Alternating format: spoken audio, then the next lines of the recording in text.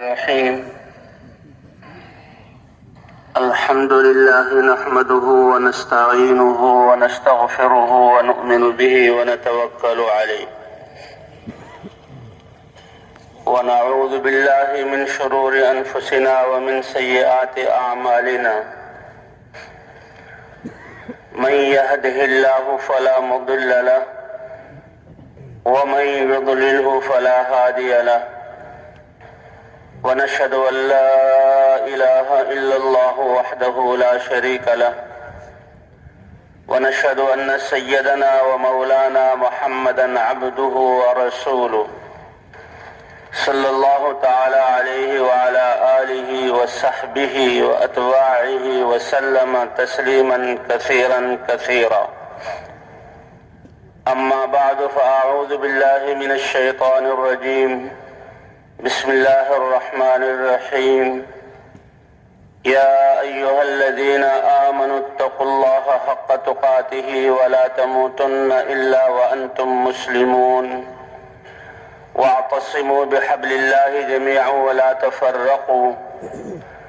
واذكروا نعمة الله عليكم إذ كنتم أعداء فألف بين قلوبكم فأصبحتم بنعمته إخوانا. وكنتم على شفا حفرة من النار فأنقذكم منها. كذلك يبين الله لكم آياته لعلكم تهتدون. وقال تعالى: ولتكن منكم أمة يدعون إلى الخير ويأمرون بالمعروف وينهون عن المنكر وأولئك هم المفلحون. وقال تعالى: قل هذه سبيلي أدعو إلى الله على بصيرة أنا ومن اتبعني وسبحان الله وما أنا من المشركين. صدق الله العظيم. وقال رسول الله صلى الله عليه وسلم: أيها الناس إن الله سبحانه وتعالى يقول: مروا بالمعروف وانهوا عن المنكر قبل أن تدعوا فلا أجيب لكم وتسألوني فلا أعطيكم وتستنصروني فلا أنصركم. وقال النبي صلى الله عليه وسلم: إن الله لا ينظر إلى صوركم ولا إلى أموالكم ولكن ينظر إلى قلوبكم وأعمالكم. وقال عليه الصلاة والسلام: ألا فليبلغ الشاهد منكم الغائب، أو كما قال النبي صلى الله عليه وسلم. میرے محترم دوستوں، بزرگوں اور بھائیوں، اللہ تعالی قدیر ذات ہیں. جیسے اپنی قدرت سے سارے کائنات کو اپنے امر کن سے بنایا، ایسے ہی اللہ سارے انسانوں کے دل اللہ کے قبضہ قدرت میں ہیں. ایک حدیث کے الفاظ ہیں کہ اللہ کی رحمان کی دو انگلیوں کے درمیان ہیں، جسے چاہیں پھیر دیں. اب دلوں میں ایمان آ جائے اور ہدایت مل جائے، اللہ تعالیٰ چاہیں تو ساری انسانیت کو ہدایت دے دیں. فرشتوں کو نور سے پیدا کیا، طاعت کا مادہ رکھا اور ان کو اپنی عبادت میں لگایا، اور ایسی عبادت میں کہ لا یعصون اللہ ما امرہم ویفعلون ما یؤمرون، کہ اللہ نے جو حکم دے دیا اس کی نافرمانی نہیں کرتے، اور جو اللہ نے حکم دیا ہے اس کو کرنے میں لگے ہوئے ہیں. حدیث پاک میں آتا ہے یہ ساتوں آسمان، انسان تو صرف اس زمین میں آباد ہے، اور زمین کا بھی کتنا حصہ پہاڑ، صحرا اور میدان اور سمندر ابھی خالی ہے، اور یہ چند ارب انسان ہیں، لیکن ساتوں آسمان فرشتوں سے بھرے ہوئے. حدیث پاک میں آتا ہے اتت السماء، یہ آسمان اپنے اوپر بوجھ کی وجہ سے ان سے ٹوٹنے کی آواز، ٹوٹنے کے قریب ہو گئے، یہ آواز نکلتی رہتی ہے، اور ان کا حق ہے کہ ان سے یہ آواز نکلے. کیونکہ فرشتوں کا اتنا بوجھ ہے کہ 7 آسمانوں میں سے کسی آسمان میں ایک بالش کے برابر یا 4 انگلیوں کے برابر ایسی جگہ خالی نہیں ہے جہاں اللہ کا فرشتہ اللہ کی عبادت میں نہ لگا ہوا۔ اور فرشتوں کی عبادت کیا ہے کہ جس کو قیام کا حکم دیا، جب سے پیدا کیا جب تک وہ رہے گا، موت واقع ہوگی وہ قیام میں ہوگا، اور جو رکوع میں ہے تو وہ رکوع میں رہے گا ہمیشہ، کوئی سجدے میں ہے، کوئی جلسے میں ہے، کوئی تشہد میں ہے، کوئی تسبیح میں ہے، کوئی تکبیر میں ہے، اور قیامت واقع ہوگی تو ان کی روحیں نکلیں گی۔ تو اللہ کی عبادت ہو رہی ہے، اللہ کی نافرمانی نہیں کرتے، نور سے بنے ہوئے ہیں، اللہ نے پیدا عبادت کے لیے کیا، مادہ اطاعت کا رکھا، اور اتنی عبادت کے باوجود ایک روایت میں پڑھا کہ جب میدان محشر قائم ہوگا اور یہ فرشتے اللہ کا دیدار کریں گے،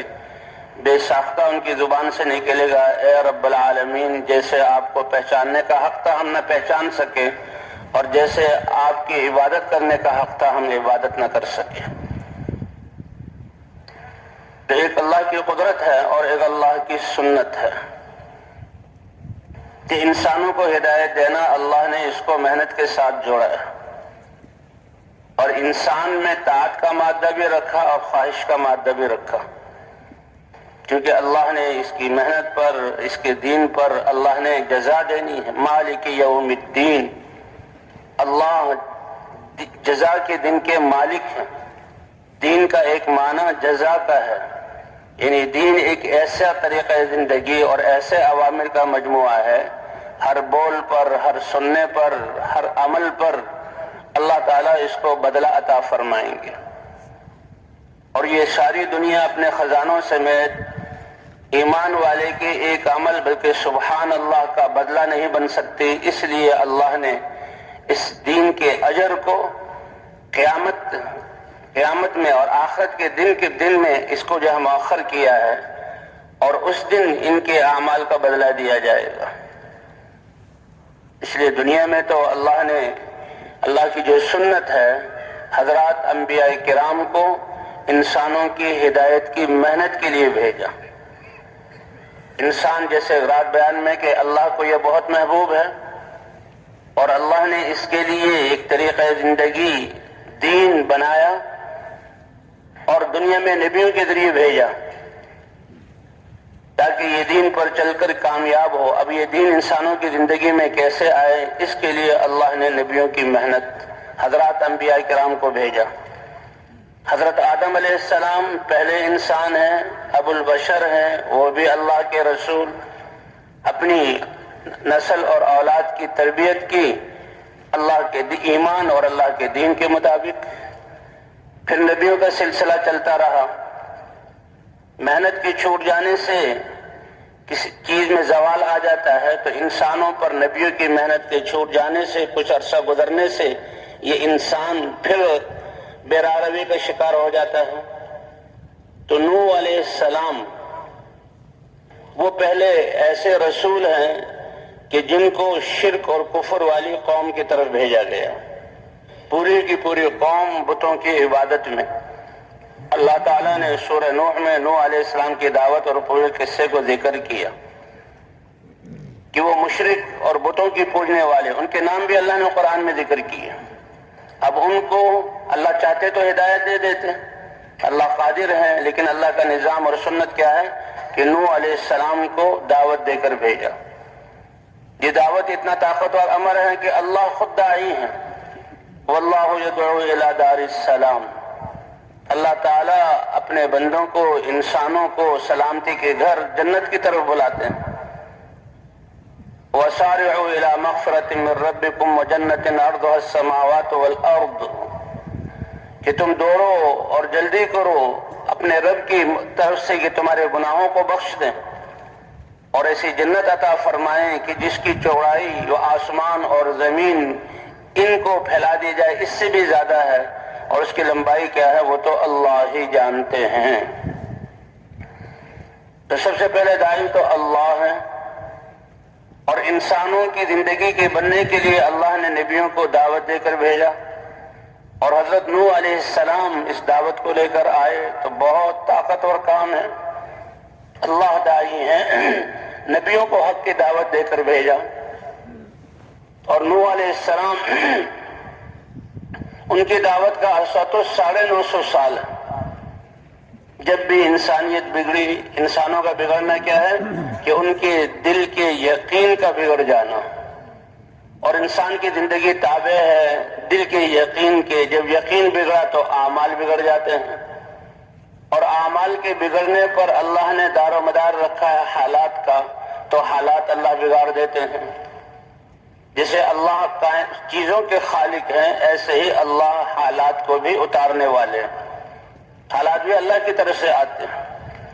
تو اللہ کی سنت یہ ہے کہ جب دل بگڑتا ہے، یقین بگڑتا ہے، تو اعمال بگڑتے ہیں، اور اعمال کے بگڑنے کی وجہ سے یہ دنیا کے حالات بھی بگڑتے ہیں. بلکہ علماء تو فرماتے ہیں پہلے انسان کی آخرت بگڑتی ہے، اور اس کا اثر اور پرتو دنیا میں، دنیا کے حالات کے بگاڑ کی صورت میں پیدا ہوتا ہے. الا ان فی الجسد مضغۃ لو صلحت صلح الجسد كله ولو فسدت فسد الجسد كله الا وهي القلب الا وهي القلب الا وهي القلب. کہ انسان کے جسم میں ایک خون کا لوتھڑا ہے، اگر وہ صحیح ہو جائے تو سارا جسم ٹھیک ہو جاتا ہے، اور اگر وہ بگڑ جائے تو سارا جسم بگڑ جاتا ہے. اور وہ کیا ہے؟ دل ہے. اور دل کا صحیح ہونا کیا ہے؟ اللہ کی معرفت کا نور اور ہدایت کا نور اس کے دل میں آ جائے، اللہ کی ذات پر ایمان، اور اللہ کی ذات پر یقین، اور اللہ کی وحدانیت کہ لا الہ الا اللہ، اللہ کے علاوہ کوئی عبادت کے لائق نہیں، یہ آ جائے. اور یہی وہ طاقت ہے جس کی بنیاد پر انسان کی ساری زندگی اللہ کے احکام کے مطابق ہوتی ہے. عبادات صرف یہ نماز نہیں ہے، یہ تو اللہ کے حقوق میں سے سب سے بڑی عبادت ہے. ایمان کے بعد نماز کا درجہ ہے، اور یہ ایسی عبادت ہے کہ انسان کی زندگی کو پاکیزہ بنا دیتی ہے، اور اس کی وجہ سے باقی زندگی میں اللہ کے احکام پر چلنا آسان ہو جاتا ہے. عبادت تو یہ ہے کہ کسی پل بھی انسان کا دل اللہ کی ذات سے غافل نہ ہو، اور اللہ کا دین ایسا انسان کی زندگی کے شعبوں کو محیط ہے کہ کسی وقت بھی یہ اللہ کے امر سے باہر نہیں ہے. جہاں پر بھی ہے، جو وقت بھی ہے، جس حال میں ہے، اللہ کے امر کو دیکھیں اور اس امر کو اللہ کے نبی کے طریقے پر پورا کر لے. یہی کامیابی ہے. حالات تو انسان کی ترقی کے لیے آتے ہیں، اور یہ آنے جانے والی چیز ہے. ہر حال میں اللہ کے حکم کو ماننا، کہتے ہیں یہی کامیابی ہے کہ انسان اللہ کے حکم کو دیکھے اور اس حکم کو نبی کے طریقے پر پورا کر لے تو مطمئن ہو جائے کہ میں کامیاب ہو گیا، میں نے اللہ کا امر پورا کر دیا. اب جو میرا مقصود ہے، میری حاجت ہے، پوری ہو نہ ہو، لیکن اللہ کے امر کو پورا کر دینا، یہی ہماری کامیابی ہے. حضرات انبیاء کرام کی محنت اسی چیز پر تھی کہ اللہ کے احکام کو وقت کے نبی کے طریقے پر مان لو تو کامیاب ہو جاؤ گی. حضور صلی اللہ علیہ وسلم ایک مقام پر تھے، صحابہ میں سے کوئی صحابی حضور کی خدمت میں حاضر ہوئے. بہت کمزور تھے، اپنی سواری پر آ رہے تھے، سواری رکی تو جھٹکا لگا اور وہ گرے. گرتے ہی ان کی روح نکل گئی. صحابہ کرام ان کی طرف دوڑے کہ ان کو دیکھیں، انتقال ہو گیا ہے تو ان کے نہلانے کا، کفنانے کا اگلا انتظام کریں. تو صحابہ کرام ابھی ان کی طرف گئے تھے اور ان کی خدمت کر رہے تھے. حضور صلی اللہ علیہ وسلم نے فرمایا، اے میرے صحابہ، میرے اس صحابی کے پیٹ سے کپڑا ہٹاؤ اور دیکھو اس کا کیا حال ہے. اب صحابہ کرام نے دیکھا کہ پیٹ تو بالکل خشک ہے، کمر سے ملا ہوا، جسے کہتے ہیں محاورے میں کہ بھوک کی حالت میں. لیکن صحابہ حیران ہوئے کہ حضور صلی اللہ علیہ وسلم کو کیسے احساس ہو گیا. ہم نے کپڑا اٹھا کر دیکھا تو ہمیں پتہ لگا، اور اللہ کے رسول نے یہ حکم دیا تو اللہ کے رسول کو پتہ لگ گیا ہے کہ میرا یہ صحابی بھوک کی حالت میں. یا رسول اللہ، آپ کو کیسے اندازہ ہوا کہ یہ بھوک کی حالت میں انتقال ہوا؟ کہ روح کے نکلتے ہی میں نے دیکھا کہ جنت سے حوریں ان کے لیے کھانوں کے تش لے کر آئی ہیں اور ان کو کھانا کھلا رہی ہیں۔ میں سمجھ گیا کہ یہ بھوک کی حالت میں مرے ہیں، اللہ نے سب سے پہلے کھانے سے ان کا اکرام کیا۔ اے انسان، تم تو اللہ کے حکم کو پورا کر دو، یہی بنیاد ہے، یہی سب سے بڑی طاقت ہے یہ۔ اور ایمان کی بنیاد پر ایک شخص حضور برائے ابن عامر نام ہے غالباً، حضور کی خدمت میں آیا اور کہنے لگا نجد کی طرف کچھ لوگ ہیں، اگر آپ اپنے صحابہ کو میرے ساتھ بھیج دیں اور وہ جا کر وہاں ان کو دعوت دیں، وہ آپ کی دعوت کو قبول کر لیں۔ آپ صلی اللہ علیہ وسلم تو سارے انسانوں کی ہدایت کے حریص تھے، یہی حضرات انبیاء کرام کی شان ہوتی ہے۔ حضرت نبی اپنی قوم کے بارے میں فکر مند، اور جب سے ذمہ داری ملتی ہے اس وقت سے لے کر موت تک وہ اپنی قوم کو اللہ کی طرف بلاتے ہیں۔ اللہ کے رسول صلی اللہ علیہ وسلم تو ساری انسانیت کی طرف بھیجے گئے، اور آتا ہے وَكَانَ حَرِيصًا عَلَىٰ هِدَایَةِ النَّاسِ أَجْمَعِينَ، سارے انسانوں کو ہدایت مل جائے، اس کی ایک اعلیٰ قسم کی طلب تھی جس کے بغیر چین نہ آئے۔ تو حضور نے خطرہ بھی محسوس کیا، بے نجد والے تو اسلام کی بڑی مخالفت کر رہے ہیں، کہیں میرے صحابہ کو تکلیف نہ دیں۔ اس نے کہا میں ذمہ داری لیتا ہوں، اطمینان دلاتا ہوں، وہ میری پناہ میں ہوں گے، میں ان کو لے جاؤں گا۔ تو حضور صلی اللہ علیہ وسلم نے اپنے صحابہ میں سے بہترین 70 صحابہ، حالانکہ خوف ہے، خطرہ ہے کچھ ہو نہ جائے، لیکن اس خطرے کو مول لیا اور 70 صحابہ بہترین صحابہ میں سے بھیج دیے کہ یہ ان کو جا کر دعوت دیں گے، اور ان کی دعوت کی وجہ سے وہ لوگ جو اسلام کی مخالفت کر رہے ہیں اسلام لے آئیں گے اور جہنم سے بچ کر جنت میں جانے والے بن جائیں گے۔ یہ ہے نبوت والا جذبہ، اور یہ ہے حضرت محمد صلی اللہ علیہ وسلم کی چاہت اور فکر۔ وہ جب لے کر گیا تو ایک قبیلے میں پہنچے تو وہاں پر دیکھا قبائل نے کہ مسلمان آئے ہیں۔ ایک شخص نے آواز لگائی کہ دیکھو یہ مسلمان ہیں اور تمہارے پاس آئے ہیں، اور ان کو گھیر لو اور موقع ہے کہ ان کو شہید کر دو۔ تو ایک قبیلے نے تو کہا نہیں، یہ ہمارے سردار کی یہاں پناہ میں ہے، ہم یہ نہیں کر سکتے اور ہم اس عہد کو نہیں توڑ سکتے۔ کافر ہوتے ہوئے بھی عہد کا پیمان، اس کا اہتمام ان کے دلوں میں تھا۔ اس نے دوسرے قبائل کو بلایا تو دوسرے قبائل آئے اور صحابہ کو گھیر لیا، اور جب صحابہ کو گھیرا تو پھر اب صحابہ نے کہا دیکھو انہوں نے بدعہدی کی ہے، انہوں نے بھی اپنی تلواریں نکالی اور سارے صحابہ شہید ہو گئے۔ ان میں ایک حرام بن ملحان، انہوں نے کہا بھئی اللہ کے رسول نے خط دیا ہے اور عہد کیا ہے۔ ایک جبار نامی شخص تھا، اس نے پیچھے سے ان کو زور سے نیزہ مارا، اور اتنی زور سے مارا کہ نیزہ کمر سے داخل ہو کر پیٹ کی طرف سے نکل گیا۔ اور ایک روایت میں آتا ہے جب نیزہ نکلا اور یہ شہید ہونے لگے تو خون نکلا، تو انہوں نے خون کو اپنے ہاتھوں میں لیا اور اپنے چہرے پر ملا اور آسمان کی طرف، اللہ کی طرف دکھایا، اے اللہ تیرے راستے میں جان دے رہا ہوں، اور کیا کہ فزت ورب الکعبہ، رب کعبہ کی قسم میں تو کامیاب ہو گیا۔ یہ جان اللہ کی دی ہوئی تھی، اور اللہ کے دین کو زندہ کرنے کے لیے اللہ کے رسول کے بھیجنے پر دعوت کے لیے آئے ہیں، اور اسی راستے میں جان چلی گئی تو یہ ہے کامیابی۔ اور جبار نامی شخص جس نے یہ نیزہ مارا تھا وہ بڑا حیران ہوا کہ یہ کیسی کامیابی ہے، یہ تو دشمنوں کے گھیرے میں آئے ہوئے مجبور اور مقہور ہو گئے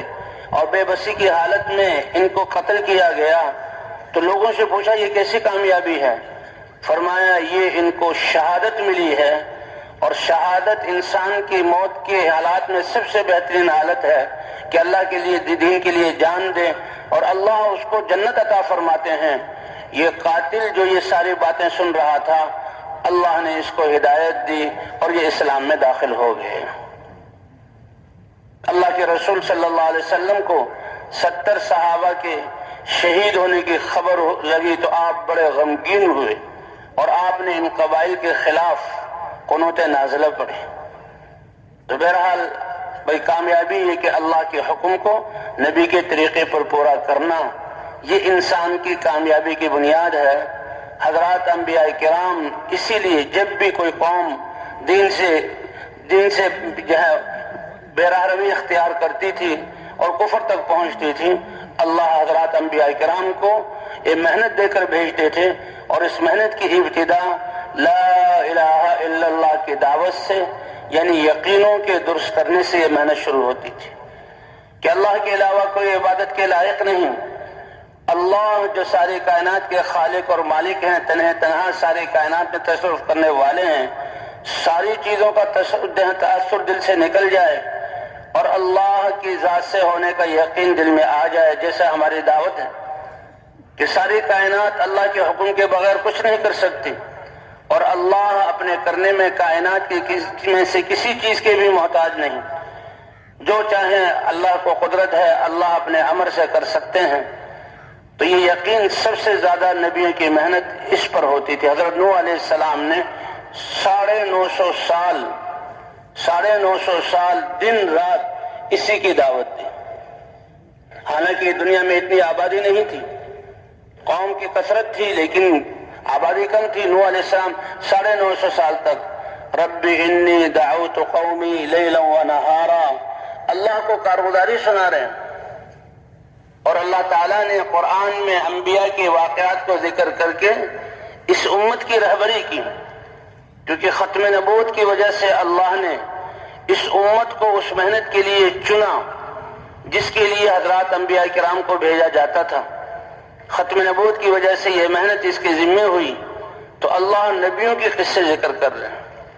کیونکہ کفار کے مقابلے میں اور کثرت کے مقابلے میں اور دعوت کا سب سے بڑا زمانہ حضرت نوح علیہ السلام کا ہے نبیوں میں، تو اللہ نے سورہ نوح اتاری اور اس میں نوح علیہ السلام کی دعوت اور دعوت میں پیش آنے والے حالات، جی ہاں، اور پھر ان حالات میں انبیاء کیا کرتے تھے، اللہ نے وہ سارے قصے ذکر کیے، کیونکہ اس امت کو بھی دعوت کے لیے چنا گیا ہے ختم نبوت کی وجہ سے، اور یہ امت دعوت دے گی تو دعوت کا انداز کیا ہو اور پیش آنے والے حالات میں انہوں نے کیا کرنا ہے۔ تو حضرات انبیاء کرام کے قصے، اے میرے رب میں نے اپنی قوم کو دن کو بھی دعوت دی، رات کو بھی دعوت دی، فلم یزدہم دعائی الا فرارا، لیکن آگے سے حالات ایسے ہیں اور معاملہ ایسا کیا جا رہا ہے کہ میں ان کو دعوت دینے کے لیے ان میں آتا ہوں اور ان کو اللہ کی طرف بلانا شروع کرتا ہوں، تو میری دعوت سے یہ بدکتے ہیں، میرے ان بولوں سے یہ جو ہے نفرت کرتے ہیں اور بدک جاتے ہیں اور یہ بھاگ پڑتے ہیں۔ اور 950 سال تک فلم یزدہم دعائی الا فرارا، اسی لیے کہتے ہیں ہمارے حضرات کہ بھئی ہمارا کام تو محنت کرنا ہے، اللہ کے امر کو جو ہے پورا کرنا ہے، باقی نتیجہ اللہ کے قبضہ قدرت میں ہے۔ اللہ تو محنت کا پورا اجر عطا فرمائیں گے۔ ہم نتیجے کے مکلف نہیں ہیں، نہ نتیجے کو دیکھنا ہے،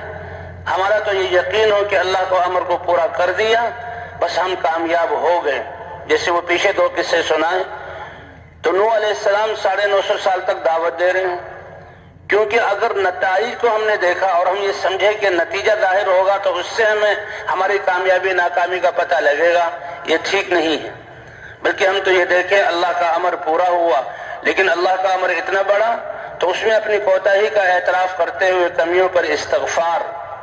اور اس امر پر جمے رہنا، یہ ہماری صفت ہے۔ تو اگر نتائج جو ہیں اچھے نتائج ظاہر ہوئے،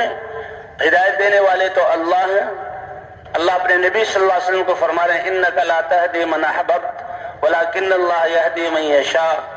آپ جس کو چاہیں ہدایت دینا چاہیں، آپ ہدایت نہیں دے سکتے، آپ کا کام تو راہ بتلانا ہے اور اللہ کی طرف بلانا ہے۔ اللہ جس کو چاہیں ہدایت دیں، ہدایت اللہ دینے والے ہیں۔ اس لیے اگر نتائج اچھے ہوئے تو انسان میں عجب آ سکتا ہے اور کبر آ سکتا ہے، اور یہ بہت بڑی خطرے کی بات ہے۔ جی ہاں، کہ میں تو اتنا پرانا ہوں اور میرے تو جو ہے محنت سے یہ ہوا اور یہ ہوا، نہیں، سب کچھ کر کے بھی اے اللہ جیسے کرنے کا حق تھا وہ نہ کر سکے، اور اپنی کمزوری کا اعتراف اور اللہ سے معافی مانگنا۔ اور اگر نتیجہ ظاہر نہ ہوا تو انسان شیطان پھر مایوسی کی طرف لے جائے گا۔ مایوس ہونا بھی جو ہے یہ بری بات ہے، اے ایمان والو اللہ کی رحمت سے مایوس نہ ہو۔ جی ہاں، تو اسی لیے حضرات انبیاء کرام سب سے ان کا زیادہ وقت دعوت دینے پر لگا، اور دعوت سے جن کو اللہ نے چاہا ان کو ہدایت ملی، ایمان آیا، اور پھر اللہ کے احکام اترے، اور جو نبیوں کی بات ماننے والے، اللہ کے حکموں پر چلنے والے، کتنی دفعہ واقعہ ایسا ہوا کہ جو مخالفین تھے اللہ نے اپنے عذاب کا کوڑا برسایا اور سب کو ختم کر کے ایمان والوں کو زمین کا وارث بنایا۔ اب 950 اے میرے رب، میں ان کو بلاتا ہوں اور جب ان کی طرف آتا ہوں تو یہ کانوں میں انگلیاں ٹھوس لیتے ہیں اور اپنے کپڑوں کو بھاگنے کے لیے سمیٹ لیتے ہیں، اور میں زور زور سے ان کو پکارتا ہوں۔ وَأَسْرَرْتُ لَهُمْ إِسْرَارًا، اور چپکے چپکے بھی ان کو میں جہاں دعوت دیتا ہوں۔ علماء نے لکھا ہے چپکے چپکے کا مطلب جیسے ہماری انفرادی دعوت کہ اکیلے کسی کے گھر جا کر، اس کی دکان پہ جا کر، اس کے کام کی جگہ جا کر اس کو بٹھا کر اور اس سے بات کرنا، اور اس کو یہی بنیادی بات لا الہ الا اللہ، کہ اللہ کے علاوہ کوئی عبادت کے لائق نہیں۔ اللہ نے کامیابی کے لیے اپنا مبارک دین مرحمت فرمایا ہے، اور اللہ کے احکام کو نبی کے طریقے پر ماننا یہ کامیابی ہے۔ تو نوح علیہ السلام کہتے ہیں ایک ایک کو میں نے چپکے چپکے بھی دعوت دی اور اس سے کہا کہ اللہ کی عبادت پر آ جاؤ، اللہ کے علاوہ کوئی معبود نہیں ہے کہ جس کی بات کو مانا جائے، جس کے سامنے جھکا جائے، جس سے دل کو لگایا جائے، جس سے حاجت کو مانگا جائے۔ 950 سال کی محنت کا نتیجہ 80 سے کچھ زائد لوگ ایمان والے ہوئے، اور 950 سال کے بعد پھر اللہ کا اے میرے رب، نہ تو یہ ایمان لا رہے ہیں بلکہ اپنی آگے آنے والی نسلوں کو کفر پر جماتے ہیں اور میری مخالفت پر کھڑا کرتے ہیں اور ان کو جہنم کا ایندھن بناتے ہیں۔ اس پر اللہ نے کشتی کا بنانے کا حکم دیا تھا،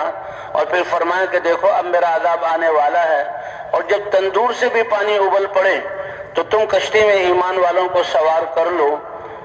پہلے لوگ مذاق اڑاتے تھے، ہنسی کرتے تھے کہ اے نوح، تم صحرا میں اور خشکی پر یہ کشتی بنا رہے ہو، یہ کیا چیز ہے؟ لیکن یہ تو اللہ کا امر تھا۔ نوح علیہ السلام تو اس لیے کہتے ہیں کہ ایمان اس کا تقاضا یہ ہے ہم تو اللہ کے امر کو پورا کریں، چاہے ہماری سمجھ میں آئے یا نہ سمجھ میں نہ آئے۔ ہماری عقلیں اور ہمارے علم کے جہاں وہ ذرائع بہت محدود ہیں، ہماری عقلیں بہت چھوٹی ہیں، اللہ کا امر اس سے بہت بڑا ہے۔ تو قوم تو مذاق اڑاتی تھی، لیکن اللہ کے امر پر نوح علیہ السلام بنا رہے تھے، اور جب آسمانوں سے پانی برسا اور تندور سے بھی پانی نکلا، جہاں آگ جلتی ہے روٹی پکتی ہے، اور پانی زمین بھر گئی، تو نوح علیہ السلام نے ایمان والوں کو کشتی میں سوار کیا۔ آتا ہے 3 اس کے طبقات بنائے، ایک جانوروں کے لیے اور جہاں غلوں اور غذاؤں کے لیے، اور ایک پر ایمان والے سوار تھے۔ اور جب پانی اتنا اونچا ہو گیا کہ اب کشتی تیرنے لگی، تو نوح علیہ السلام اپنے بیٹے کو دیکھا کہ پہاڑ کے دامن میں کھڑا ہوا ہے، اس کو بلایا کہ اللہ کا وعدہ تھا کہ اب میرا عذاب آ رہا ہے، تمہارے اہل کو میں بچاؤں گا، باقی سب ہلاک ہو جائیں گے، حجت پوری ہو چکی۔ تو نوح علیہ السلام نے کہا یہ تو میرا بیٹا ہے۔ روایات میں آتا ہے کہ نوح علیہ السلام کے 4 بیٹے تھے، ایک ان میں سے کنعان تھا جو ایمان نہیں لایا، اور اسی سے مخاطب ہوئے 3 ایمان والے تھے جو زندہ رہے، اور انہی کی نسل سے ساری انسانیت ہے، کیونکہ بعد میں جب قوم ہلاک ہو گئی اور کشتی رک گئی اور نوح علیہ السلام اترے، تو ایمان والے تو اپنی عمریں پورے کر کے جہاں دنیا سے رخصت ہو گئے، اور نوح علیہ السلام کی 3 اولاد سے یہ نسل چلی، ساری انسانیت اب نوح علیہ السلام کی اولاد ہے۔ اس لیے نوح علیہ السلام کو ابو البشر الثانی یا آدم ثانی کہا جاتا ہے۔ اب اس بیٹے کو بلا، یا بنیا، اللہ کے رسول اور اتنے عظیم رسول، اولو العزم رسول جنہیں 950 سال دعوت دی، اور وہ اپنی یہ میرے پیارے بیٹے آ جاؤ میرے ساتھ کشتی میں سوار ہو جاؤ۔ لیکن باوجود بیٹا ہونے کے اب نبی کی بات کو نہ مانا، اس لیے فرماتے ہیں اللہ کا کسی سے رشتہ نہیں ہے۔ حضور صلی اللہ علیہ وسلم نے فرمایا اے میری قوم، میں اللہ کا رسول بن کر آیا ہوں اور تمہارے لیے دنیا آخرت کی کامیابی کے اسباب لایا ہوں، لیکن اگر تم نے میری بات نہ مانی تو اے فلاں قبیلہ، اے عبد المطلب کی اولاد، اے ہاشم کی اولاد، اور اے فلاں اور فلاں میری رشتہ داری تمہیں کی کوئی کام نہ آئے گی، بلکہ کام آنے والی چیز تو ایمان ہے اور اللہ کے دین کو قبول کرنا ہے جو پیغام لے کر آیا ہوں۔ حتیٰ کہ حضور صلی اللہ علیہ وسلم نے اپنی بیٹی فاطمہ سے بھی فرمایا، اے بیٹی فاطمہ من بطأ به عملہ لم یسرع به نسبہ، جس کا عمل اس کو پیچھے کر دے تو اس کا نسب، یہ تو کائنات میں سب سے اونچا نسب ہے، فرمایا اس کا نسب بغیر عمل اور ایمان کے اس کو آگے نہیں کر سکتا، نفع نہیں دے سکتا۔ اب بیٹے کو بلایا سوار ہو جاؤ، اب اس کا یقین اسباب پر، ابا جان کیا کہہ رہے ہیں، تھوڑا سا پانی آیا ہے، کشتی چل رہی ہے، اگر یہ پانی اور اوپر اٹھے گا تو میں اس سے پہلے سآوی الی جبل یعصمنی من الماء، اس پہاڑ کی پناہ لے لوں گا، اوپر چڑھ جاؤں گا اور یہ پہاڑ مجھے اس پانی سے بچا لے گا، مجھ تک پہنچ ہی نہیں سکے گا، میں میدان میں نہیں ہوں، یہ پہاڑ مجھے بچانے والا ہے۔ قرآن پاک میں آتا ہے باپ اور بیٹے کی ابھی بات ہی ہو رہی ہے، یہ بیٹا ایمان والا نہیں ہے، اللہ کا کسی سے رشتہ نہیں ہے، جو ایمان نہیں لایا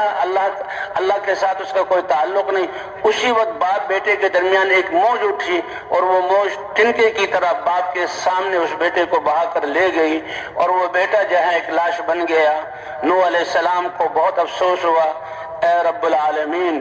آپ نے تو وعدہ کیا تھا کہ تمہارے گھر والوں کو، اہل کہتے ہیں گھر والے جس میں بیوی بچے سب آتے ہیں، ان کو میں بچاؤں گا، یہ تو میرا بیٹا میرے سامنے ہلاک ہو گیا۔ اللہ نے ناراضگی کا اظہار فرمایا کہ جب اس نے تمہاری بات نہیں مانی تو وہ تمہارے اہل میں سے نہیں ہے، تمہارا اہل وہ ہے جس نے تمہاری بات کو مانا۔ تو نوح علیہ السلام اللہ کی طرف متوجہ ہوئے، اے اللہ میری اس کمی کو معاف فرما دے۔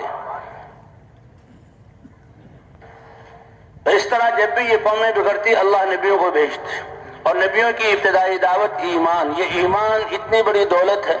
کہ یہ یقین نصیب ہو جائے انسان کو تو یہ دنیا میں بھی اور آخرت میں بھی ہر موقع پر فائدہ دینے والا ہے۔ اس کے لیے اللہ تعالیٰ نے حضرات انبیاء کرام کے قصوں کو ذکر کیا کہ دیکھو ابراہیم علیہ السلام کو ایک مضبوط بادشاہت اور قوم اور ایک بادشاہ کی طرف بھیجا، نمرود جس کا نظام اتنا مضبوط کہ وہ اپنی خدائی کا دعویٰ کرتا تھا، ان کی ہدایت کے لیے اللہ بھی کتنے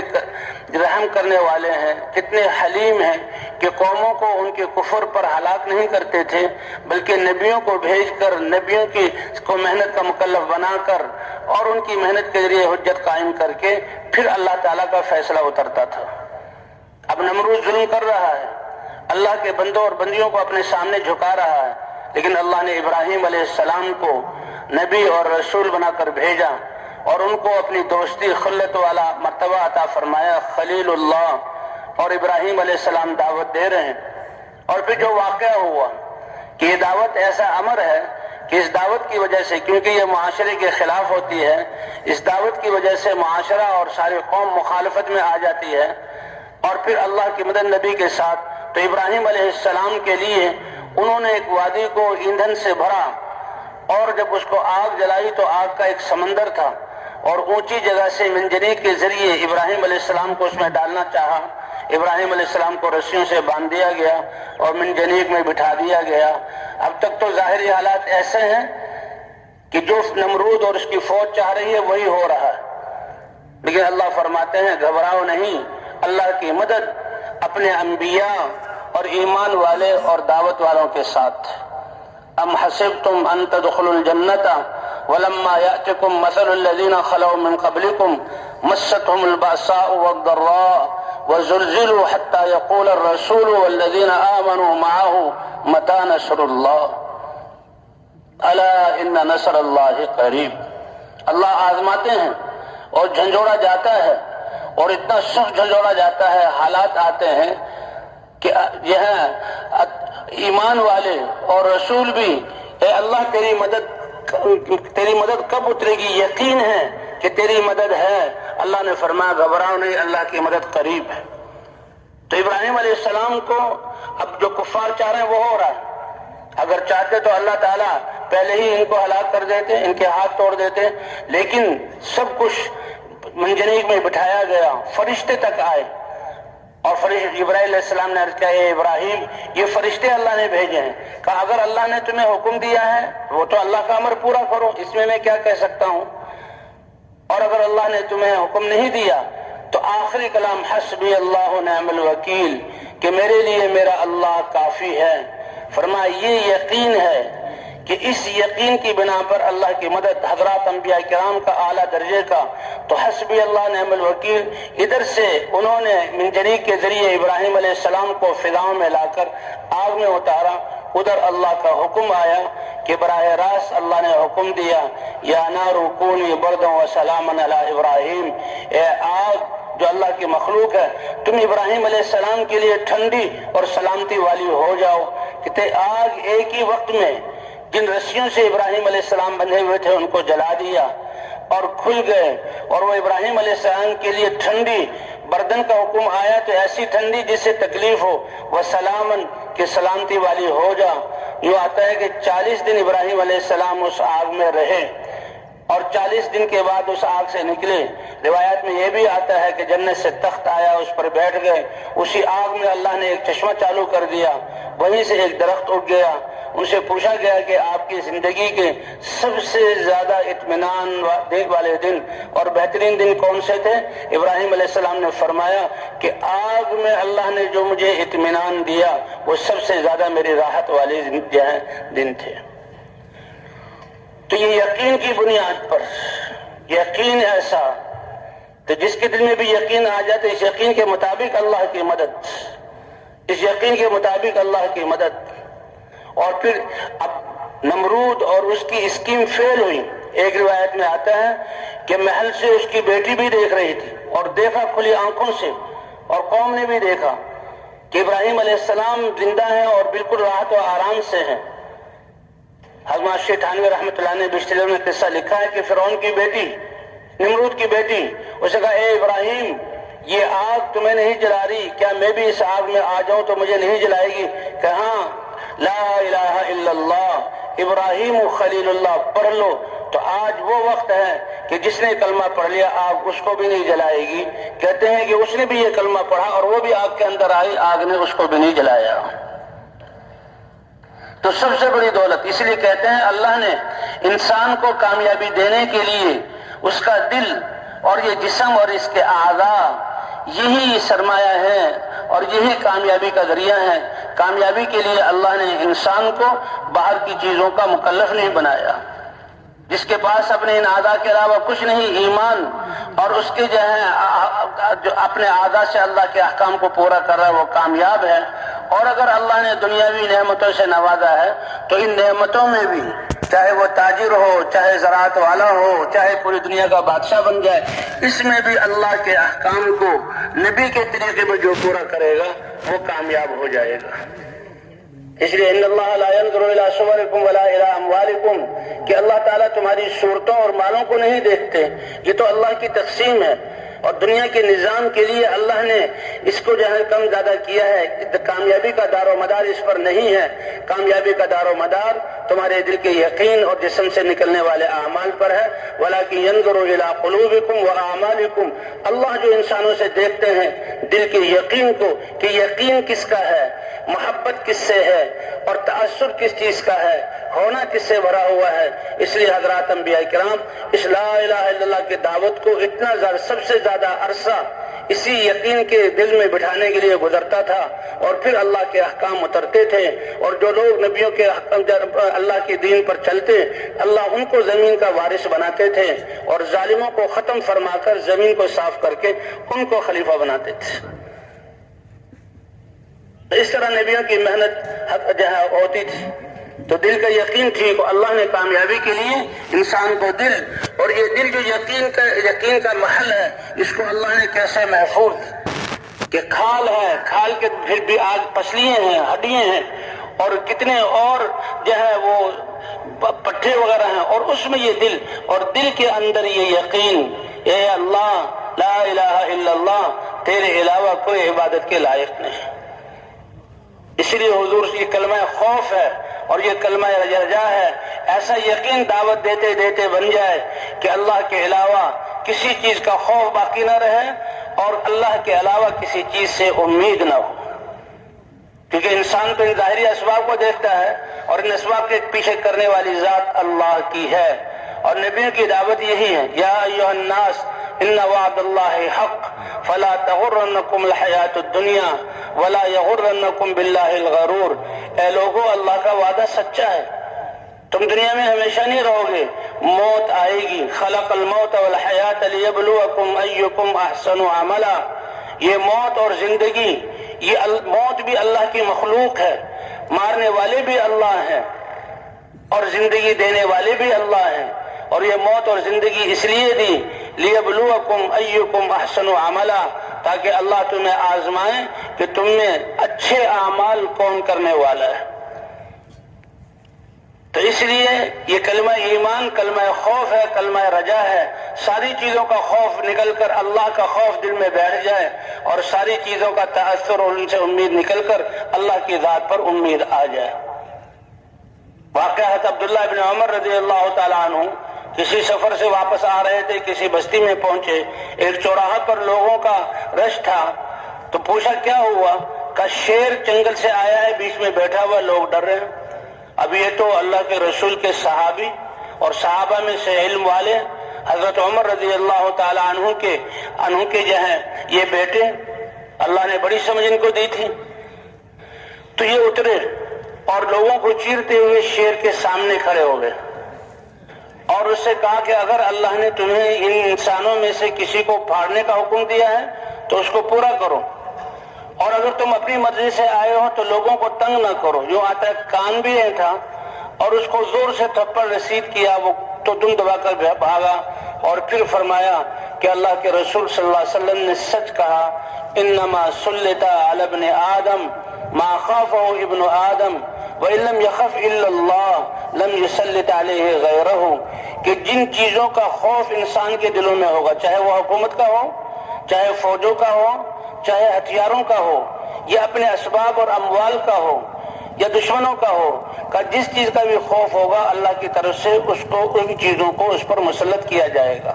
جسے آج ساری دنیا وباؤں اور بیماریوں اور مخلوق سے متاثر ہو کر اس کے خوف میں مبتلا ہے۔ فرمایا جن چیزوں کا خوف دل میں ہوگا اللہ کی طرف سے، کہ یہ ایمان والے کلمہ تو پڑھتے ہیں لا الہ الا اللہ، اور کرنے والی ذات تو اللہ کی ہے، اور ان لوگوں کے دلوں میں خوف چیزوں کا اللہ ان چیزوں کو مسلط کر دیتے ہیں، اور اسی خوف میں پھر زندگی گزر جاتی ہے۔ اگر انسان محنت کر کے دل کے یقین کو بنا لے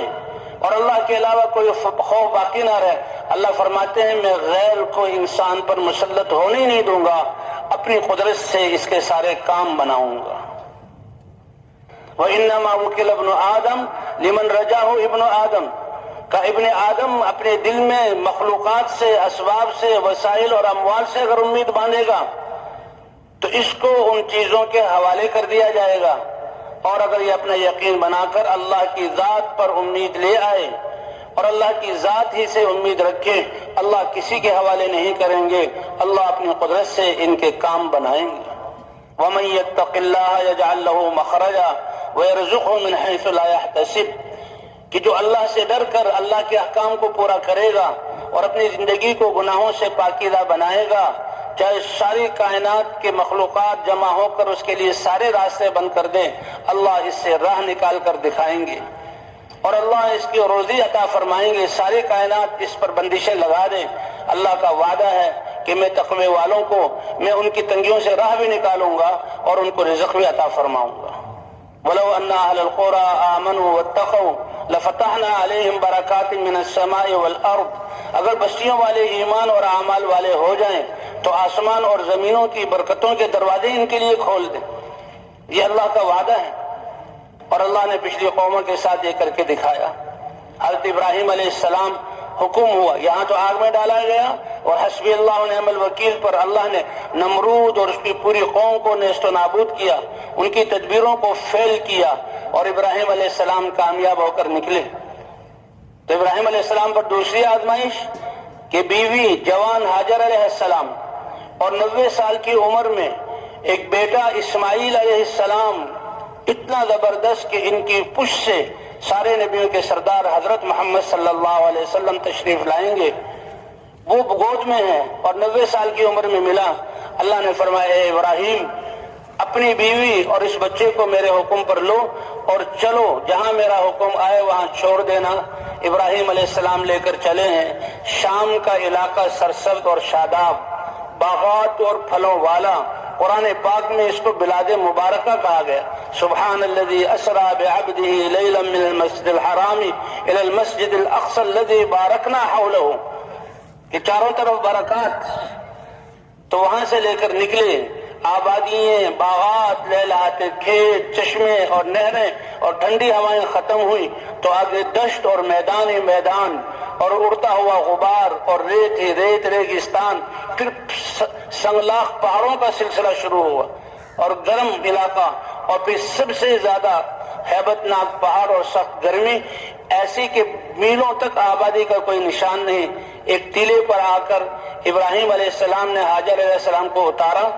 اور بچے کو حوالے کیا،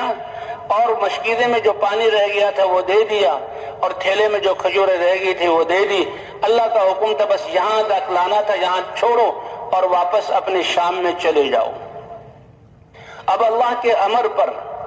یہ واقعات انبیاء کے اسی لیے کہ دیکھو کامیابی اللہ کے امر میں ہے. ظاہری طور پر ہلاکت نظر آئے، آنکھیں یہ دیکھیں اور سارے لوگ یہ کہیں کہ زندگی کے اسباب کوئی نہیں اور ہلاکت، لیکن اللہ کا امر ہے. اللہ ان ہلاکتوں میں سے اللہ زندگی کو لا کر دکھلائیں گے.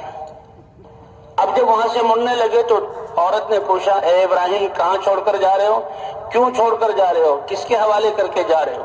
بار بار تکرار پر جب جواب نہ ملا تو پوچھا کہ یہ اللہ کے رسول ہیں اور ان کا ہر قدم اللہ کے امر کی بنیاد پر چلتا ہے. تو کہا اللہ امرک بہذا، کیا اللہ نے آپ کو حکم دیا ہے کہ آپ ہمیں یہاں چھوڑیں. تو ابراہیم علیہ السلام نے سر سے اشارہ بھی کیا اور زبان سے کہا بھی نعم، ہاں اے حاجر، تمہیں اور اس بچے کو میں اللہ کے امر پر چھوڑ کر جا رہا ہوں. کتنا بڑا یہ امر ہے، اور کہاں سے لائے، جوان بیوی ہے اور یہاں چھوڑ کر جا رہے ہیں لیکن اللہ کے بھروسے پر. تو اس عورت نے جب یہ سنا کہ اللہ کے حکم پر اللہ اکبر، اس کی زبان سے کیسا ایمان والا کلمہ نکلا، اذن لا یضیعن اللہ، آپ جائیں پھر تو اللہ ہمیں ضائع نہیں کرے گا. بندہ میرے، یہ انسان کا گمان اللہ کی ذات کے ساتھ اور اللہ کی ذات پر یقین، یہ اتنا بڑا سرمایہ، اتنی بڑی دولت ہے کہ اس کے لیے اپنی اللہ قدرت کو ظاہر کرتے ہیں. جب اس عورت نے یہ کہا کہ اللہ ہمیں ضائع نہیں کرے گا، اسی یقین کی بنیاد پر اللہ نے اس جو ہے بیوی اور اس بچے کو کیسے پال کر دکھلایا، اور ان کے ذریعے سے کیسے یہاں شہر آباد ہوا، اور ان کی قربانی پر کیسے اللہ نے آب زمزم انسانیت کو دیا، اور ان کی قربانی سے کیسے اللہ نے وہ بیت اللہ یہیں پر تھا آدم علیہ السلام کے سامنے. ایک روایت میں آدم علیہ السلام نے بنایا، نوح علیہ السلام کے زمانے میں طوفان سے وہ گر گیا اور زمین برابر ہو گئی تھی. اس کے ذریعے بیت اللہ کو ان باپ اور بیٹوں کے ذریعے اس جو ہے قربانی کے بعد بنوایا، اور پھر کیسے یہ شہر آباد ہوا، اور اسی کی بنیاد پر یہ ایک امت بنی، اور اس امت میں حضرت محمد صلی اللہ علیہ وسلم اس شہر میں پیدا ہو. حضور صلی اللہ علیہ وسلم فرماتے ہیں کہ میں تو اپنے دادا ابراہیم علیہ السلام کی دعا ہوں، اور یہ امت ابراہیم علیہ السلام کی دعا ہے. اے اللہ ایسی امت بنا تو تیرے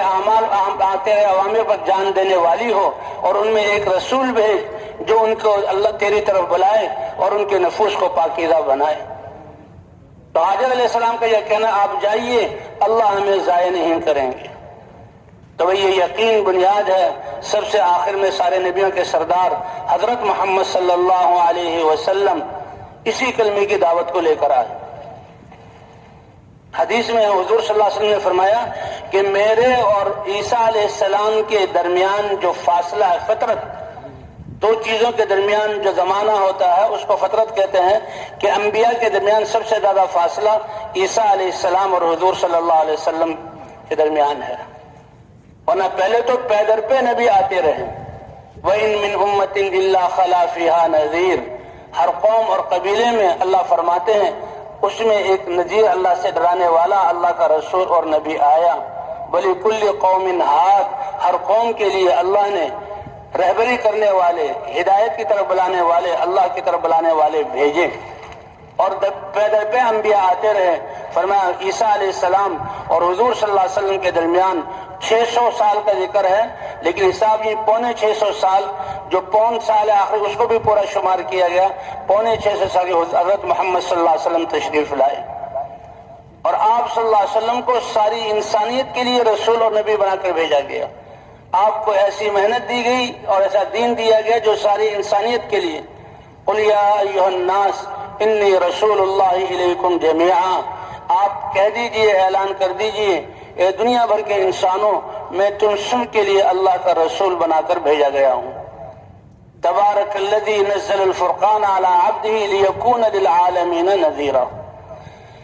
تو سب سے پہلی بات کہ آپ کی رسالت اور نبوت ساری انسانیت کے لیے۔ حاجی صاحب فرمایا کرتے تھے پہلے انبیاء میں سے ہر نبی کو ایسی قوم کے پاس بھیجا گیا جو ایک نقشے میں مبتلا ہو کر اللہ کے دین سے دور ہوئی۔ نوح علیہ السلام کی قوم، ان کو اپنی کثرت پر گھمنڈ تھا کہ سب سے بڑی قوم ہم ہی ہیں اور دنیا میں کوئی ہے ہی نہیں۔ قوم عاد کو اپنی طاقت پر گھمنڈ تھا کہ من اشد منا قوہ، ہم سے زیادہ طاقتور کون ہے؟ اللہ کی دی ہوئی نعمت ہی سے یہ انسان اتراتا ہے اور اللہ سے دور ہو جاتا ہے۔ ہود علیہ السلام نے سمجھایا، اے میری قوم، تم سوچو، جس اللہ نے آدم سے وجود دیا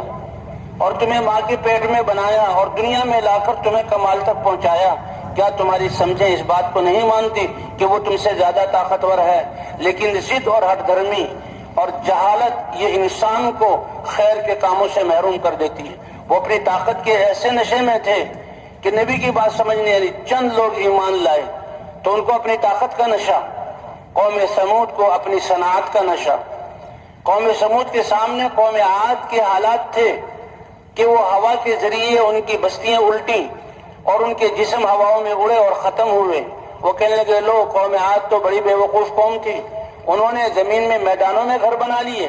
اور آندھیوں نے ان کے گھروں کو اکھاڑ دیا اور ان کے جسموں کو حواس میں اڑایا۔ ایسی عقل میں جب انسان اللہ کے ذات پر ایمان نہ لائے تو عقل ایسی مسخ ہوتی ہے کہ کہنا ہم تو پہاڑوں میں گھر بنائیں گے، اور پہاڑوں کے اندر ان کو تراش کے محلے آباد کیے اور شہر آباد کیے۔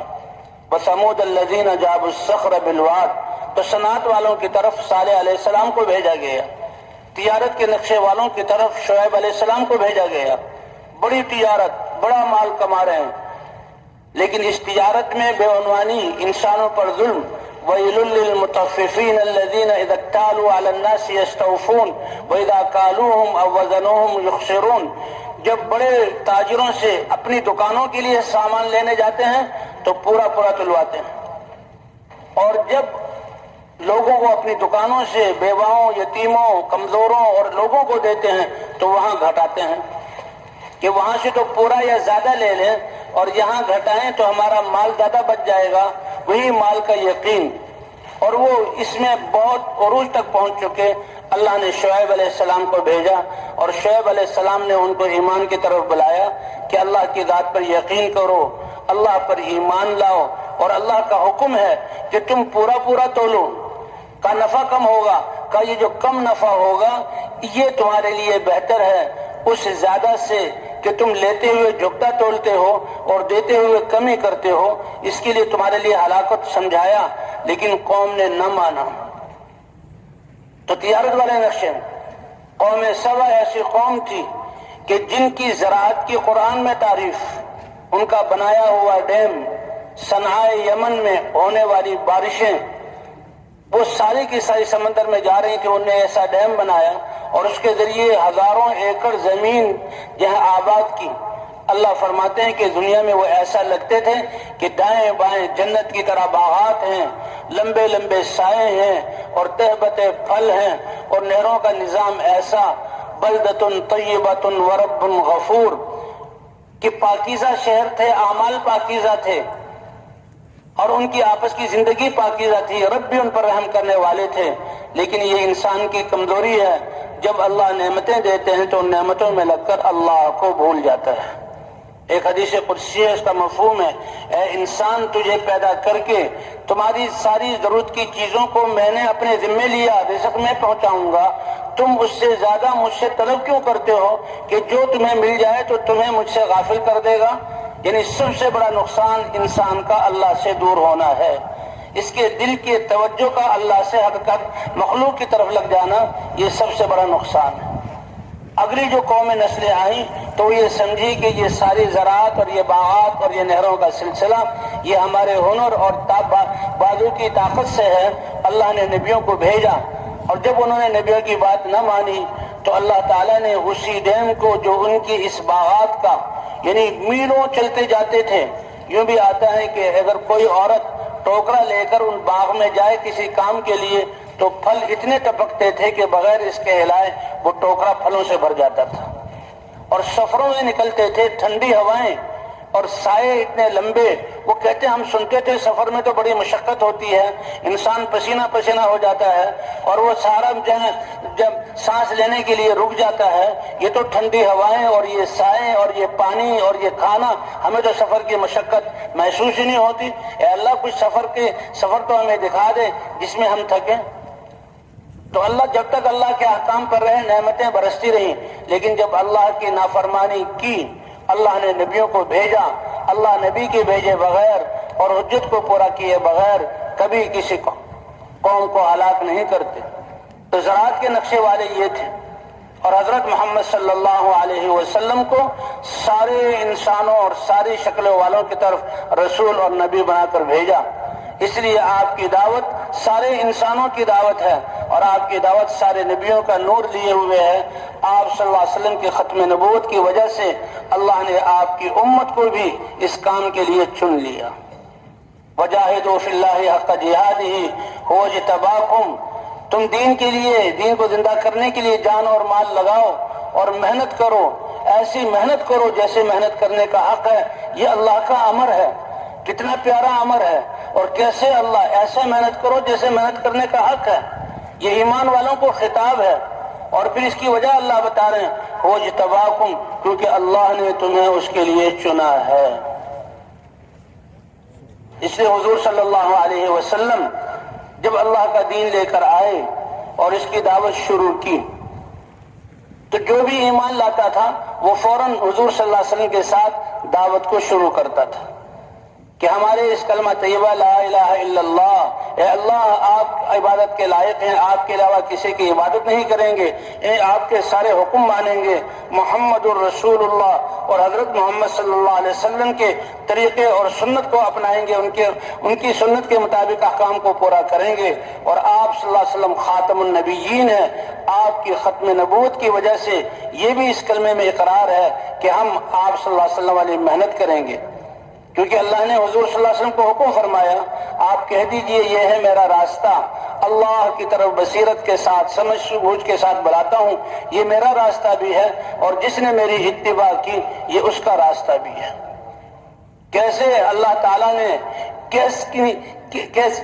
کیسے پیرایا پر کہ اپنے نبی کو ان کی زندگی کا مقصد بتا رہے ہیں، وہیں اللہ تعالیٰ یہ فرما رہے ہیں کہ من اتبعنی، مرد ہو یا عورت ہو، جس نے بھی اس کلمے کو لا الہ الا اللہ محمد رسول اللہ کا پڑھ لیا اس کا راستہ بھی وہی ہے اور زندگی کا مقصد بھی وہی ہے جو اللہ کے رسول حضرت محمد صلی اللہ علیہ وسلم کا ہے۔ ہماری زندگی کو راستے سے قرار تعبیر کیا، کیا مطلب کہ دنیا میں آرام نہیں ہے، راستے پہ تو انسان منزل کی طرف رک کر چلتا ہے جب تک منزل تک نہ پہنچ جائے۔ ہماری منزل اللہ کو پا لینا ہے، یعنی اللہ کی رضا کو حاصل کر لینا ہے، اور قیامت میں کہ یہ موت ایک فاصلہ ہے اور اللہ سے ملاقات کا پہلا مرحلہ ہے، اور منزل تو اللہ تک پہنچنا کہ قیامت میں جب اللہ سے ملاقات ہو اللہ ہماری زندگی کے اعمال کو دیکھ کر خوش ہوں۔ کہتے جب نامہ اعمال تولے جائیں گے اور نیکیوں کا پیڑا بھاری ہوگا،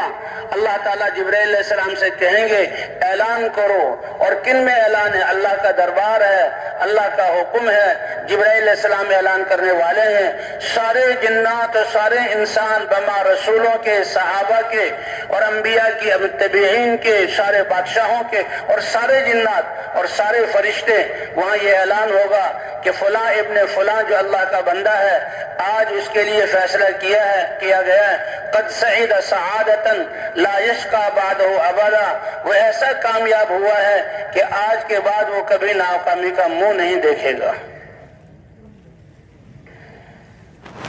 تو یہ دنیا میں تو یہ راستے سے تعبیر کیا ہماری زندگی کو، جس میں چلنا ہے، نقل و حرکت ہے۔ اس لیے حضرات انبیاء کرام دعوت کو لے کے، جب ان کو یہ دعوت ملتی تھی اس وقت سے وہ محنت شروع کرتے تھے۔ حضرت محمد صلی اللہ علیہ وسلم بھی، آپ تو معصوم اور حیا والے، اخلاق والے، عرب اپنی امانتوں کو آپ کے پاس رکھتے تھے، آپ سے فیصلے کرواتے تھے، صادق امین آپ کو کہا جاتا تھا۔ نبوت ملنے سے پہلے اللہ کی طرف سے خلوت نشینی آپ کے دل میں اس کی محبت ڈال دی گئی، تو آپ مکے کے شور شرابہ اور بیت اللہ کی طرف، جو بیت اللہ کے چاروں طرف جو خرافات ہو رہی ہیں، ننگے طواف کرنا اور نماز کے لیے سیٹیاں بجانا، تالیاں پیٹنا اور ایک شور و شغب، ہر وقت وہ کام کاج ان کے اتنے تھے نہیں۔ بیت اللہ کے صحن میں سارے وہ بیٹھے ہوئے مجلسیں لگاتے تھے، بتوں کو پوجتے تھے، نماز کے لیے سیٹیاں بجاتے تھے، یہ ایک شور و شغب تھا۔ اللہ کے رسول غار حرا میں چلے گئے، جو بیت اللہ سے جہاں جنوب اور مشرق کی جانب ہے اور اتنی اونچی کہ بیت اللہ نظر آ رہا ہے، اللہ کی عبادت اور ہفتوں بھر وہاں رہتے ہیں۔ حضرت خدیجہ رضی اللہ تعالی عنہ کھانا بنا کر غلام کے ذریعے بھیج دیتی، وہ رکھ آتے، بقدر ضرورت کھاتے، پھر اللہ کی عبادت میں لگ جاتے۔ ایک اللہ کا پیغام آیا اور جبرائیل علیہ السلام وحی لے کر آئے۔ سب سے پہلی وحی اقرأ بسم ربک، پہلے فرمایا اقرأ، اے محمد صلی اللہ علیہ وسلم آپ پڑھیے۔ تو حضور صلی اللہ علیہ وسلم نے فرمایا ما انا بقارئ، میں تو لکھے ہوئے کو پڑھنے والا نہیں ہوں۔ تو جبرائیل علیہ السلام نے سینے سے لگایا اور اتنی زور سے بھینچا کہ حضور صلی اللہ علیہ وسلم کو سانس نکلنے کا ڈر ہو گیا۔ علماء فرماتے ہیں یہ بھینچنا کہ وحی کی استعداد ان کے اندر آ جائے۔ پھر دوبارہ فرمایا اقرا، پھر حضور صلی اللہ علیہ وسلم نے فرمایا ما انا بقارئ، سہبارہ عرض کیا اقرا، پھر حضور صلی اللہ علیہ وسلم نے فرمایا ما انا بقارئ، میں کوئی پڑھا ہوا نہیں ہوں، اور پھر اقرا بسم ربک الذی خلق خلق الانسان من علق اقرا وربک الاکرم الذی علم بالقلم علم الانسان ما لم يعلم، یہ 5 آیتیں ملی۔ اب اس میں فرمانے اقرا آپ پڑھیے، وربک الاکرم، آپ کے رب تو سب سے زیادہ کرم والے ہیں، بغیر مانگے عطا کرتے ہیں۔ اور یہ پھر جو ہے حضور صلی اللہ علیہ وسلم حضرت خدیجہ رضی اللہ تعالیٰ عنہ کے پاس آئے اور ان کو آپ صلی اللہ علیہ وسلم پسینہ پسینہ ہو گئے تھے اور دل دھڑک رہا تھا۔ وہ خدیجہ رضی اللہ تعالیٰ عنہ ان کے سامنے یہ ساری بات عرض کی، اور پھر وہ ورقہ ابن نوفل کے پاس لے گئی، کیونکہ ورقہ ابن نوفل مکے والوں میں سے تھے لیکن بت پرست نہیں تھے۔ وہ اس زمانے کا جو دین حق تھا نصرانی، اس دین کو قبول کیے ہوئے تھے اور انجیل کو پڑھا کرتے تھے۔ اور پہلی کتابوں میں اللہ تعالیٰ نے اس امت کے حالات کو اور حضرت محمد صلی اللہ علیہ وسلم کی صفات کو ذکر کیا تھا۔ ورقہ ابن نوفل نابینا ہو چکے تھے اور حضرت خدیجہ رضی اللہ تعالیٰ عنہ کے چچا داد بھائی یا رشتے میں کچھ لگتے تھے، کہ لگے اے ورقہ یہ محمد صلی اللہ علیہ وسلم کچھ حالات بتا رہے ہیں، اور جب انہیں بتایا تو فوراً وہ اشش کر اٹھے، کہاں یہ تو وہی مقدس فرشتہ ہے، ناموس جبرائیل علیہ السلام جو موسیٰ علیہ السلام پر وحی لائے تھے اور جو عیسیٰ علیہ السلام پر وحی لاتے تھے، اور یہ تو نبی آخر الزمان کا زمانہ ہے، اب تو انہوں نے نبی آخر الزمان پر وحی لانی ہے۔ تو میں سمجھ گیا کہ آپ نبی آخر الزمان ہیں، اللہ نے آپ کو چنا ہے اور ایسا امر آپ کو دیا ہے کہ جب اس کی طرف بلاؤ گے تو آپ کی قوم آپ کی مخالفت میں ایک دن ایسا آئے گا کہ آپ کو اس مکہ شہر سے نکال دے گی۔ او مخرجی ہؤلاء، میری قوم جو میری اتنی جو ہے دلدادہ اور میری تعریف کرنے، کیا مجھے نکال دے گی؟ کہ ہاں تمہیں ایسے امر کے ساتھ بھیجا گیا ہے۔ یہ دعوت ہے ہی ایسا امر کہ حضرات انبیاء کرام دعوت لے کر آئے تو نبی و قوموں نے ان کی مخالفت کی اور اس کو روکا۔ فرمایا آپ کو یہاں سے، کاش کہ میں اس وقت تک میری زندگی ہوتی اور میں جوان ہوتا اور میں آپ کی مدد کرتا قوم کے خلاف. اور پھر حضور صلی اللہ علیہ وسلم نے اس دعوت کو شروع کیا اور ایک ایک قبیلے کو بلایا. ایک ایک کہتے ہیں اس جب دینی جو عمارت ہے اس کی بنیاد یہ جو ہے اس کی ابتدا جو ہے دعوت سے. مدینہ منورہ میں جو ایک اجتماعی قوت بنی، ایک ماحول بنا، اس کی بنیاد مکہ مکرمہ کی قربانی اور انفرادی دعوت آپ کے اور صحابہ کرام کے مجاہدات ہیں. بنیاد کے بغیر کوئی عمارت کھڑی نہیں ہوتی. آپ صلی اللہ علیہ وسلم دعوت دے رہے ہیں اور جو بھی ایمان لاتا ہے وہ بھی آپ صلی اللہ علیہ وسلم کے ساتھ دعوت دینا شروع کرتا ہے. گھر والوں میں سب سے پہلے تو آپ نے حضرت خدیجہ رضی اللہ تعالیٰ عنہ کو دعوت دی. اے خدیجہ، لات اور عزا کا انکار کرو اور لا الہ الا اللہ کی گواہی دو، میں محمد صلی اللہ علیہ وسلم اللہ کا رسول ہوں، اس کی جو ہے اس کو مانو. تو خدیجہ رضی اللہ تعالیٰ عنہ وہ تو ایسی عورت کے آسمانوں سے ان کا انتخاب ہوا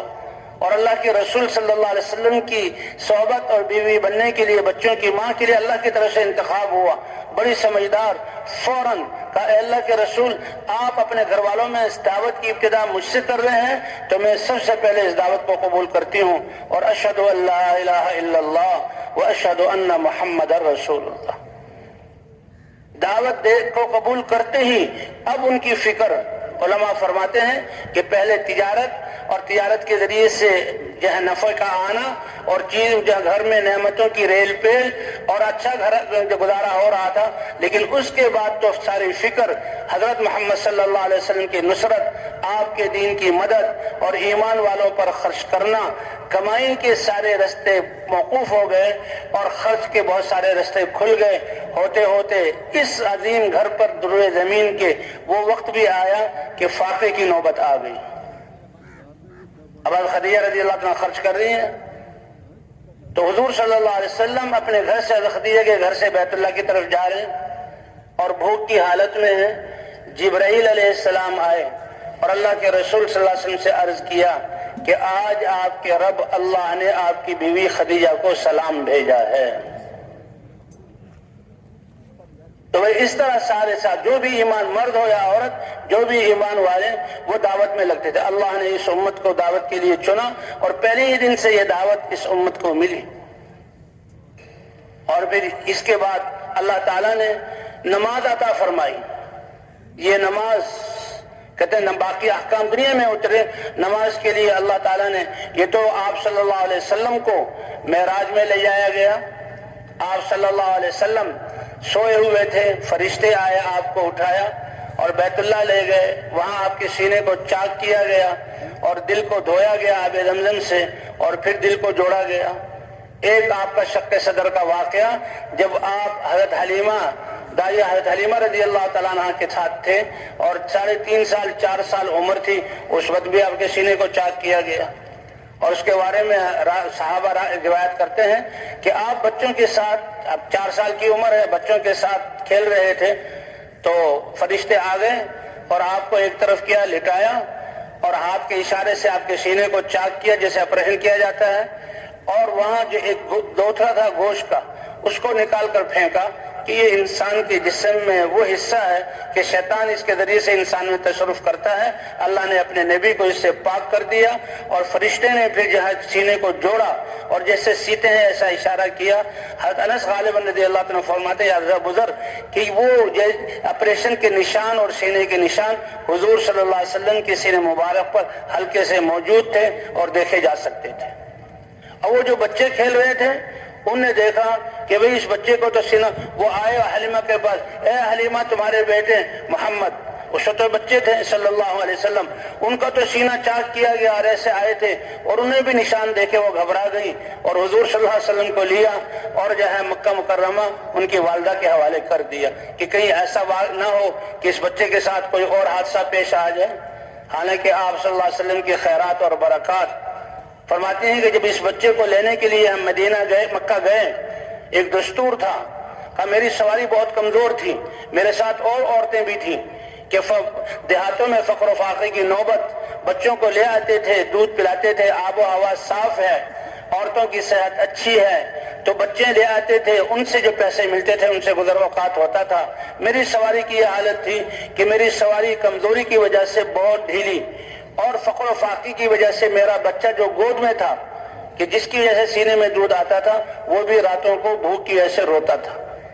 اور ہم میاں بیوی بھی جو ہے وہ بھوکے ہوتے تھے۔ اور کل گئے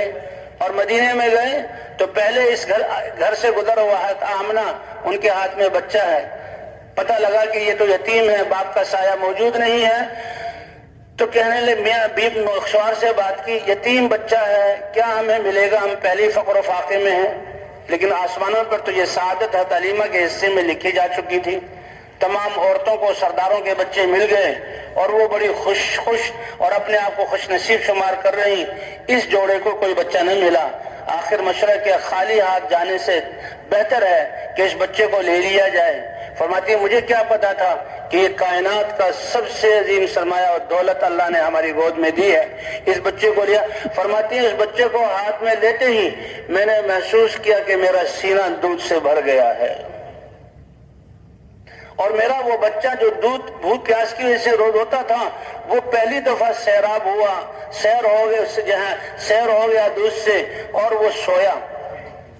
اور سواری پر جو سوار ہوئے تو پہلے تو آتے ہوئے وہ جو عورتیں تھیں وہ کہتی ہیں پڑوسنے، ارے حلیمہ ہمیں تم دیر نہ کرواؤ، اپنی سواری کو ذرا تیز چلاؤ، لیکن سواری میں بھی اتنی طاقت آئی اور اس کے تھن بھی ایسے بھرے کہ میری سواری سب سے آگے۔ اب وہ عورتیں کہتی ہیں ارے حلیمہ اکیلی کہاں چلی جا رہی ہو، ہمیں بھی ساتھ لے جاؤ۔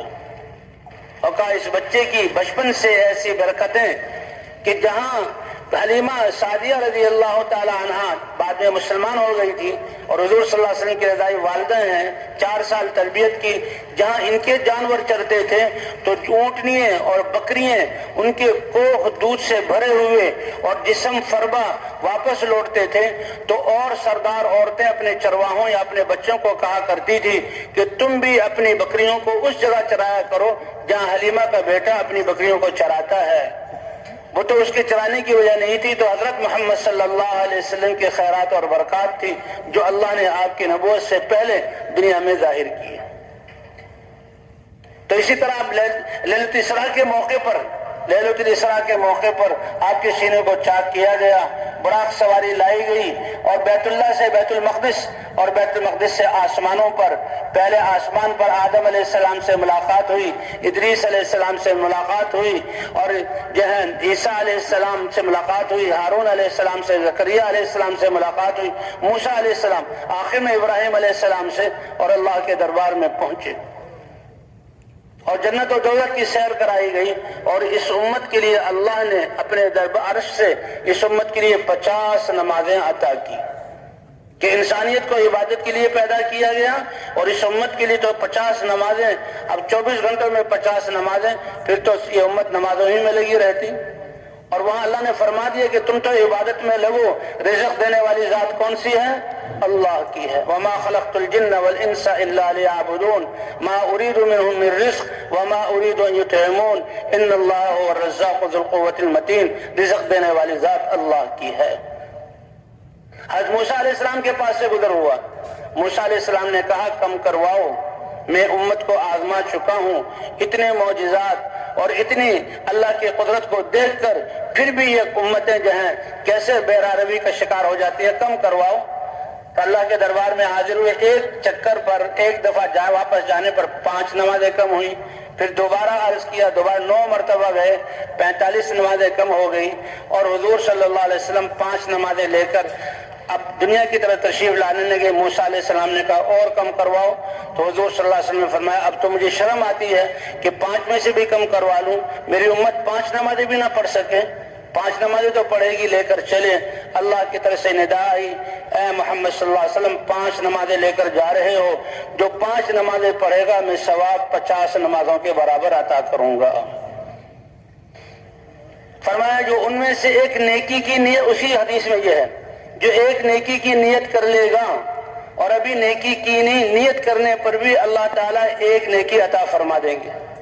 اس لیے کہتے ہیں جب ہم صبح آنکھ کھلتی ہے اور ہم نیند سے اٹھنے کی دعا کرتے ہیں، پڑھتے ہیں اور پھر وضو کی طرف جاتے ہیں اور تہجد پڑھتے ہیں، اسی وقت نیت، اے اللہ میں تو تیرا بندہ ہوں، ایمان والا ہوں، جتنے احکام بھی آج میری طرف متوجہ ہوں گے میں نیت کرتا ہوں اور کوشش کروں گا کہ تیرے احکام کو پورا کروں گا۔ اس نیت کرنے پر اس جو نیکی ملتی ہے ان احکام کو پورا کرنے کی نیکی تو اللہ عطا فرما دیں گے۔ اور اے اللہ تیرے گناہوں سے بچنے کی کوشش کروں گا، آپ کی توفیق کے بغیر بچ نہیں سکتا، اس کی نیت کر لی جائے۔ فرمایا جو نیت کر لے اس کو ایک نیکی، اور جو ایک نیکی کر لے گا تو کم از کم اس کو 10 نیکیوں کے برابر بنا کر اس کو اجر عطا کروں گا۔ اور اخلاص کے بقدر اللہ تعالیٰ اس جہاں نیکیوں کو بڑھاتے رہیں گے، حتیٰ کہ آتا ہے ایک کھجور کا ٹکڑا 2 حصے کر کے ایک ٹکڑا صدقہ کرو، اخلاص اس میں ایسا ہو اللہ اس کو ثواب بڑھاتے ایسا کہ احد پہاڑ کے برابر سونا خرچ کرنے کے ثواب کے بقدر اللہ اس کو پہنچا دیتے ہیں۔ اور فرمایا جو گناہ کا ارادہ کرے گا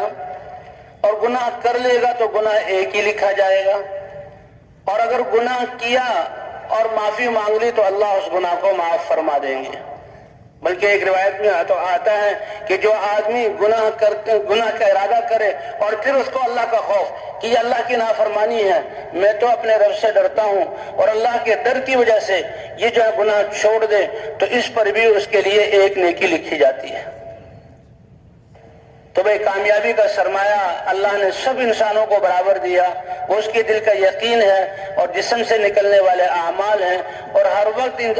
جسم سے اعمال۔ اب ہم اس میدان میں بیٹھے ہوئے ہیں، یہ بیٹھنا ایک عمل ہے، اللہ رسول کی بات سن رہے ہیں یہ ایک عمل ہے، آنکھوں سے دیکھ رہے ہیں اپنے مسلمان بھائیوں کو یہ ایک عمل ہے، دل میں نیت بن رہی ہے ایک عمل ہے، اور پھر مسلمانوں کے ساتھ مل کر بیٹھے ہوئے ہیں۔ وہ تو چند مسلمان بھی جمع ہو جائیں، مل کر بیٹھ جائیں تو اللہ ان کے جمع ہونے پر اپنی محبت کو واجب کر دیتے ہیں۔ حضور صلی اللہ علیہ وسلم اپنے حجرہ شریف سے مسجد نبوی میں آئے اور کچھ صحابہ آپس میں باتیں کر رہے تھے۔ اللہ کے رسول صلی اللہ علیہ وسلم نے فرمایا اے میرے صحابہ تم کیا بات کر رہے ہو؟ اللہ کے رسول نعمت اسلام کے ملنے پر ہم اللہ کی حمد بیان کر رہے ہیں۔ یہ بات ہوئی نا کہ ہم رب کا شکر ادا کریں، اللہ نے ہمیں یہ نعمت دی ہے، اتنی بڑی دولت دی ہے، اتنی بڑی امانت دی ہے، شکر کرنے پر اللہ نعمت کو بڑھائیں گے۔ وَإِذْ تَأَذَّنَ رَبُّكُمْ لَئِن شَكَرْتُمْ لَأَزِيدَنَّكُمْ، تمہارے رب نے یہ اعلان کیا کہ تم شکر ادا کرو گے تو نعمت کو بڑھائیں گے۔ الحمدللہ ہماری بات جب شروع ہوتی ہے تو یہیں سے بے اللہ کا لاکھ لاکھ شکر ہے، اللہ نے ہمیں نعمت اسلام عطا فرمایا، اللہ نے ہمیں یہ نعمت عطا فرمائی، یہ محنت عطا فرمائی، اس پر اللہ کا شکر، دل سے بھی جو ہے احسان مندی ہو، زبان سے بھی اللہ کا شکر ہو، اور تیسرا درجہ یہ ہے کہ جو نعمت ہے اس کے جو تقاضے ہیں اس کو اپنے آپ کو اس پر پیش کرنا۔ مولانا صاحب رحمۃ اللہ علیہ فرماتے ہیں اللہ نے یہ ہمیں محنت دی ہے، اللہ نے اپنے فضل سے قدم مٹھی بھر مجموعہ بھی اگر اس محنت کو صفات کے ساتھ کرے، کیا مطلب کہ جب ان کو نکلنے کے لیے کہا جائے نکل جائیں، اور اپنے گھر والوں کی پرواہ کیے بغیر نکل جائیں، اپنی زندگی کے سرمایے کی جہاں کو قربان کرتے ہوئے نکل جائیں، اور ہر چیز کا خوف نکال کر نکل جائیں، تو اللہ ان کی محنت کو قبول فرما کر ہدایت کی فضائیں قائم کر دیں گے۔ کہ دیکھو موسیٰ علیہ السلام 10 سال کی کمائی اور بیوی اور وہ عصا ان کو چھوڑ کر اللہ نے دربار میں بلایا اور فرمایا ابھی جاؤ فرعون کی طرف، تو بیوی کی پرواہ بھی نہیں کی اور 10 سال کی کمائی کی پرواہ بھی نہیں کی، اور گئے، اور پھر خوف، اے اللہ مجھے ڈر ہے کہ وہ میرے دست درازی نہ کرے، مجھے نقصان نہ پہنچائے، بلکہ میں ڈرتا ہوں، اس خوف کی حالت میں بھی گئے۔ پھر اللہ تعالیٰ نے موسیٰ علیہ السلام کی دعوت سے کیا نتائج ظاہر فرمایا اللہ نے یہ محنت ہمیں عطا فرمائی ہے، اس محنت کے لیے ہمیں اللہ اس درجے پر پہنچا دے کہ ہر حال میں اللہ کے راستے میں نکلنے والے بن جائیں۔ تو بھئی اس طرح حضور صلی اللہ علیہ وسلم نے دعوت دی، تو جو بھی لوگ بھی ایمان لانے والے ہیں وہ فوراً حضور صلی اللہ علیہ وسلم کے ساتھ دعوت دے رہے ہیں۔ جب دیکھا کہ مکے والے اس دعوت کو قبول نہیں کر رہے اور رکاوٹیں ڈال رہے ہیں، تو میدان مناسک حج کے زمانے میں جو لوگ آتے تھے ان کے قبائل کو حضور صلی اللہ علیہ وسلم نے دعوت دی، قبائل والوں سے بات کرتے تھے لیکن قبائل کچھ لوگ سن لیتے اور بعد میں سردار آتا تو اللہ کے رسول صلی اللہ علیہ وسلم کے ساتھ بہت جہاں نامناسب معاملہ کیا جاتا. کہ یمن والے کچھ لوگ ملے، بڑے سمجھدار تھے، اور ان کو حضور صلی اللہ علیہ وسلم نے دعوت دی. انہوں نے کہا اے عظیم ہستی، آپ کی ذات کو ہم نے دیکھا، آپ کی بات کو سنا، بات تو سمجھ میں آئی ہے، لیکن کیا کریں کہ ہماری زندگی قبائلی ہے، اپنے سرداروں سے پوچھے بغیر ہم کوئی فیصلہ نہیں کر سکتے. ہم جائیں گے اور سرداروں سے بات کر کے واپس آئیں گے اور پھر جو ہے آپ کے ہاتھ پر بیعت ہو جائیں گے. کہا بس اتنی دیر ہو گئی، اور وہ گئے، بعد میں آئے. لیکن مدینے والے جو تھے 6 نوجوان، ان سے حضور صلی اللہ علیہ وسلم کی بات ہوئی. انہوں نے فوراً جی ہاں بالکل آپ کی بات سمجھ میں آ رہی ہے، لیکن اجالے میں بات ہوئی، چاروں طرف خطرات اور دشمنیوں کے مناظر تھے. حضور صلی اللہ علیہ وسلم نے فرمایا رات کے اندھیرے میں آؤ. تو مینا کی جو گھاٹی ہے جہاں پر شیطانوں کو پتھر مارے جاتے ہیں، وہاں آج بھی ایک مسجد ہے کہ وہاں پر اللہ کے رسول سب سے پہلے تشریف لائے، اور یہ 6 نوجوان مختلف راستوں سے حضور صلی اللہ علیہ وسلم کی جہاں خدمت میں حاضر ہوئے. آپ صلی اللہ علیہ وسلم نے ان کو دعوت دی. انہوں نے ایک دوسرے کی طرف دیکھا اور کہا یہ بالکل سچ کہہ رہے ہیں اور حق ہیں، یہ اللہ کے رسول ہیں، اگر ہمیں کامیابی چاہیے تو ان کی بات مان لیں. فوراً یہ پہلی جماعت تھی باہر کی آئی ہوئی. ان 3 اوس کے تھے، 3 خزرج کے تھے، اس میں ایک معاذ بن جبل بھی تھے اور ایک معاذ بن عمرو بن جموع بھی تھے. یہ سارے فوراً اسلام میں داخل ہوئے. اللہ کے رسول صلی اللہ علیہ وسلم ان کے اسلام لانے پر بہت خوش ہوئے، ان کے اسلام لانے پر بہت خوش ہوئے. اور حضور صلی اللہ علیہ وسلم نے ان کو اپنے آپ کو پیش کیا ان پر اور کہا کہ اے نوجوانوں، تم ایمان لائے ہو اور تم مجھے اپنے ساتھ لے جاؤ. اللہ نے مدینے والوں سے کام لینا تھا،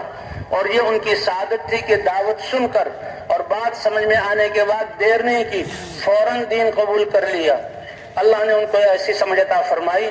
اے عظیم ہستی حضرت محمد صلی اللہ علیہ وسلم، اے اللہ کے رسول اور نبی، آپ جو دعوت لے کر آئے، آپ کا یہ دین یہ بہت عظیم چیز ہے.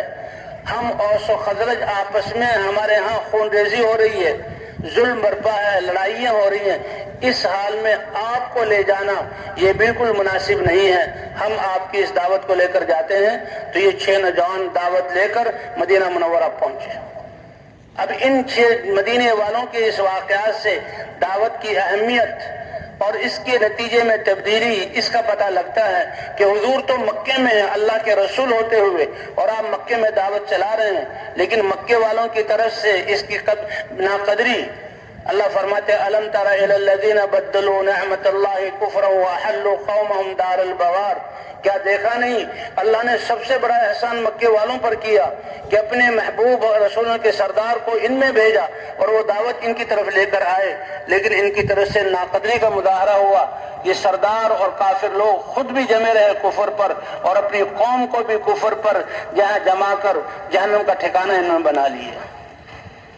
لیکن مدینے والوں نے قبول کیا. حضور مکہ مکرمہ میں ہے اور انہوں نے وہاں جا کر دعوت شروع کی. اس دعوت کی وجہ سے مدینے میں کیا تبدیلی آئی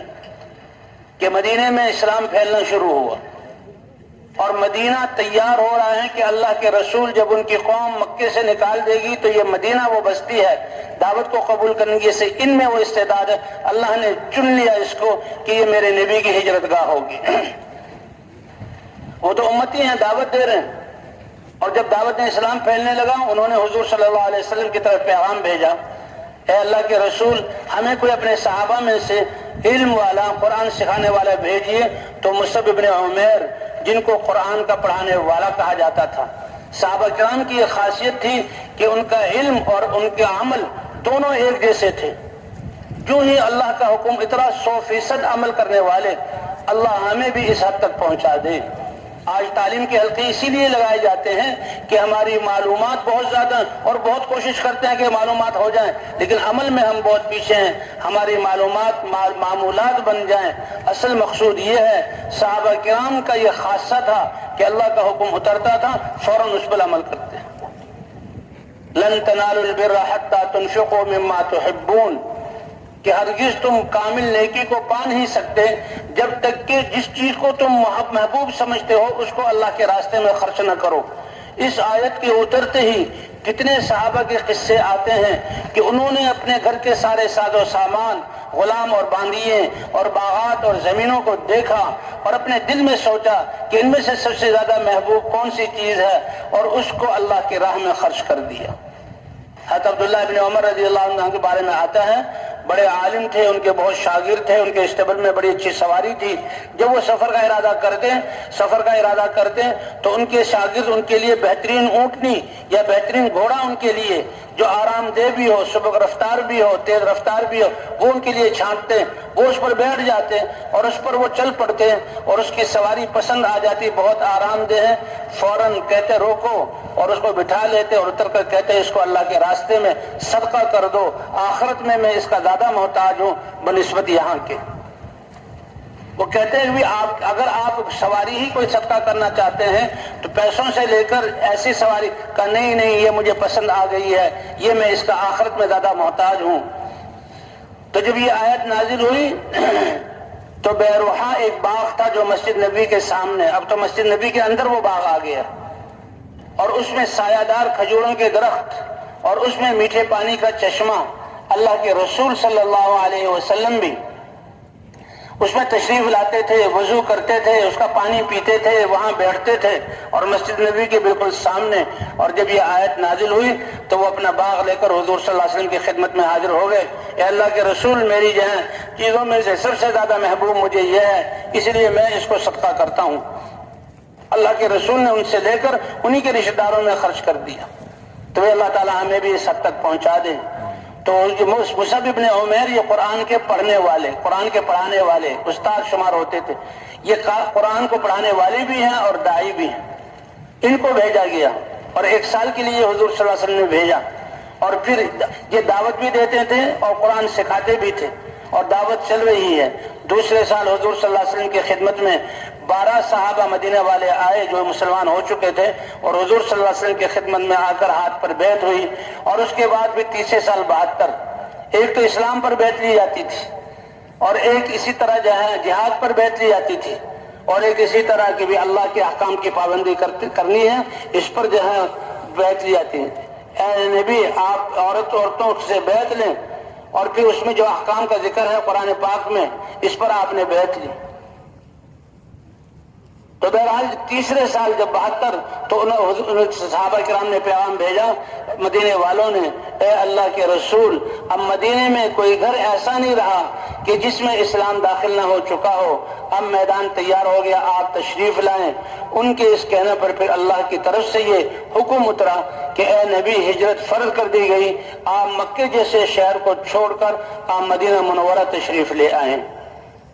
اور حضور صلی اللہ علیہ وسلم نے ہجرت کی۔ تو عرض کرنے کا مقصد یہ تھا کہ یہ دعوت اتنا طاقتور امر ہے کہ حضور تو خود مکہ مکرمہ میں دعوت دے رہے ہیں، اور یہ چند نوجوان انہوں نے دعوت شروع کی۔ اس دعوت کی برکت سے مدینے کو اللہ نے پسند کیا، اور مدینہ حضور صلی اللہ علیہ وسلم کا وطن بنا، اور فرمایا لولا الہجرۃ لکنت رجلا من الانصار، یہ انصار مدینہ ایسے لوگ ہیں کہ اللہ کے دین کے لیے گھر کو چھوڑنا اللہ کو محبوب نہ ہوتا تو میں بھی انصار مدینہ میں سے ہوتا، لیکن گھر کو چھوڑنا، ہجرت کرنا اللہ کو اتنا محبوب کہ اللہ نے اپنے نبی کے لیے بھی ایسے حالات بنائے کہ مکے جیسے چھوڑنے کا حکم اللہ نے دیا، اور ہجرت کا ثواب حضور صلی اللہ علیہ وسلم کو ملا، اور آپ مدینہ منورہ تشریف لے آئے۔ کہتے ہیں یمن کا ایک بادشاہ تھا تبا، اس کا ذکر اللہ نے قرآن پاک میں کیا ہے۔ وہ تو کسی اور غرض سے مدینہ اور مکہ آیا تھا، بعد میں اس نے توبہ کی، اور پھر اللہ نے اس کے ساتھ علماء بھی تھے، اور وہ ایمان والا بنا، اور مکے کو بتایا گیا کہ یہ اللہ کا شہر ہے، اس میں بیت اللہ ہے، اور مدینہ منورہ سے جو گزرا تو اس کو جو ہے بتایا گیا ہے کہ جو نبی آخر الزماں ہوں گے یہ ان کی ہجرت گاہ ہے، وہ ہجرت کر کے یہاں آئیں گے۔ تو اس سے بڑا متاثر ہوا، کیونکہ بادشاہ تھا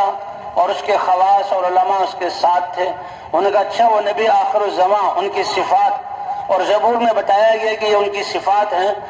تو انہوں نے کہا اچھا میں تو ان پر ایمان لاتا ہوں، اور میں ان کو ابھی سے نبی مان کر ان کی امت میں شامل ہوتا ہوں۔ اور اس نے اشعار کہے اور ایک خط لکھا حضرت محمد صلی اللہ علیہ وسلم کے نام، اے اللہ کے رسول، مجھے پتہ لگا ہے کہ آپ آخر میں آئیں گے، تو آپ کے آنے سے پہلے میں آپ کا امتی بنتا ہوں اور آپ پر ایمان لاتا ہوں اور میں گواہی دیتا ہوں کہ آپ اللہ کے رسول ہیں۔ اور زبور میں نے آپ کو پڑھا کہ آپ کا نام احمد ہے اور آپ کی امت اللہ کے ہاں پسندیدہ امت ہے۔ اور اگر میری زندگی نے وفا کی اور میں آپ کے دنیا میں تشریف لانے تک زندہ رہا تو میں سارے بادشاہت کو چھوڑ کر آپ کا خادم بن کر زندگی گزاروں گا۔ اے اللہ کے رسول، میرے اس ایمان لانے کو آپ قبول فرما لیجئے اور اپنی امت میں سے مجھے شمار کر لیجئے۔ اگر میں آپ کو نہ پا سکا تو قیامت میں اللہ کے دربار میں میری سفارش کر دیجئے گا کہ میں آپ پر ایمان لا چکا ہوں۔ اور بلکہ یہ بھی ہے کہ اس نے حضور صلی اللہ علیہ وسلم کے لیے ایک گھر بنوایا اور اپنے معتمد خاص کو چھوڑا کہ تم اپنی نسل در نسل، ایک تو یہ خط میرا حضرت محمد صلی اللہ علیہ وسلم کو دے دینا اور نسل در نسل اس گھر کی حفاظت کرنا، اور جب حضرت محمد صلی اللہ علیہ وسلم یہاں ہجرت کر کے آئیں گے تو یہ میرا گھر ان کو دینا کہ وہ اس میں جگ رہیں، میری طرف سے یہ گھر بنایا جاتا ہے۔ کہتے ہیں حضور صلی اللہ علیہ وسلم، اور بادشاہ وہ چلا گیا وہاں سے، اس کا انتقال ہوا۔ حضور صلی اللہ علیہ وسلم جب مدینہ منورہ تشریف لائے، پہلے قباء میں ٹھہرے، پھر ہوتے ہوئے مدینہ منورہ آئے، اور مدینہ منورہ میں آپ کے یعنی ننیال تھا، آپ کے ماموں وغیرہ تھے، وہ قبیلے والے چاہتے تھے کہ ہمارے گھر میں ٹھہریں۔ آپ صلی اللہ علیہ وسلم نے فرمایا میری اونٹنی کو چھوڑ دو، اس کو حکم دیا گیا ہے جہاں اللہ کا حکم ہوگا وہ یہ اونٹنی وہاں پر ٹھہرے گی۔ اور وہ اونٹنی ہے ابو ایوب انصاری رضی اللہ تعالیٰ عنہ کے گھر میں ٹھہری۔ یہ وہی گھر تھا جو تبا بادشاہ نے آپ کے لیے بنوایا ہوا تھا، لیکن ابھی تک وہ خط آپ کو نہیں ملا تھا۔ تو اتنے میں ایک شخص آیا اور پوچھا حضور صلی اللہ علیہ وسلم کے بارے میں۔ حضور نے فرمایا تمہارا نام ابو لیلہ ہے؟ وہ بڑے حیران ہوا کہ ان کو میرا نام کیسے پتہ لگا، اور کہا تمہارے پاس میرے نام کا وہ خط ہے جو تبا نے تمہیں دیا تھا؟ کہ جی ہاں۔ اور وہ خط حضور صلی اللہ علیہ وسلم کو پیش کیا، اور حضور صلی اللہ علیہ وسلم نے وہ خط پڑھا اور اس میں وہ اشعار پڑھے۔ اشعار کی صورت میں اے اللہ کے رسول محمد صلی اللہ علیہ وسلم، میں گواہی دیتا ہوں کہ آپ اللہ کے رسول ہیں، اور آپ زبور میں نے آپ کا نام پڑھا اور آپ کی امت کے بارے میں پڑھا، وہ خیر امت ہوگی۔ میں آپ پر ایمان لایا ہوں، میرے اس ایمان کو قبول کیجئے۔ آپ صلی اللہ علیہ وسلم خوش ہوئے اور کہا مرحبا بالاخ الصالح تبا، مرحبا اور خوش آمدید ہو میرے بھائی تبا کے لیے جو مجھ سے پہلے ایمان لے آیا۔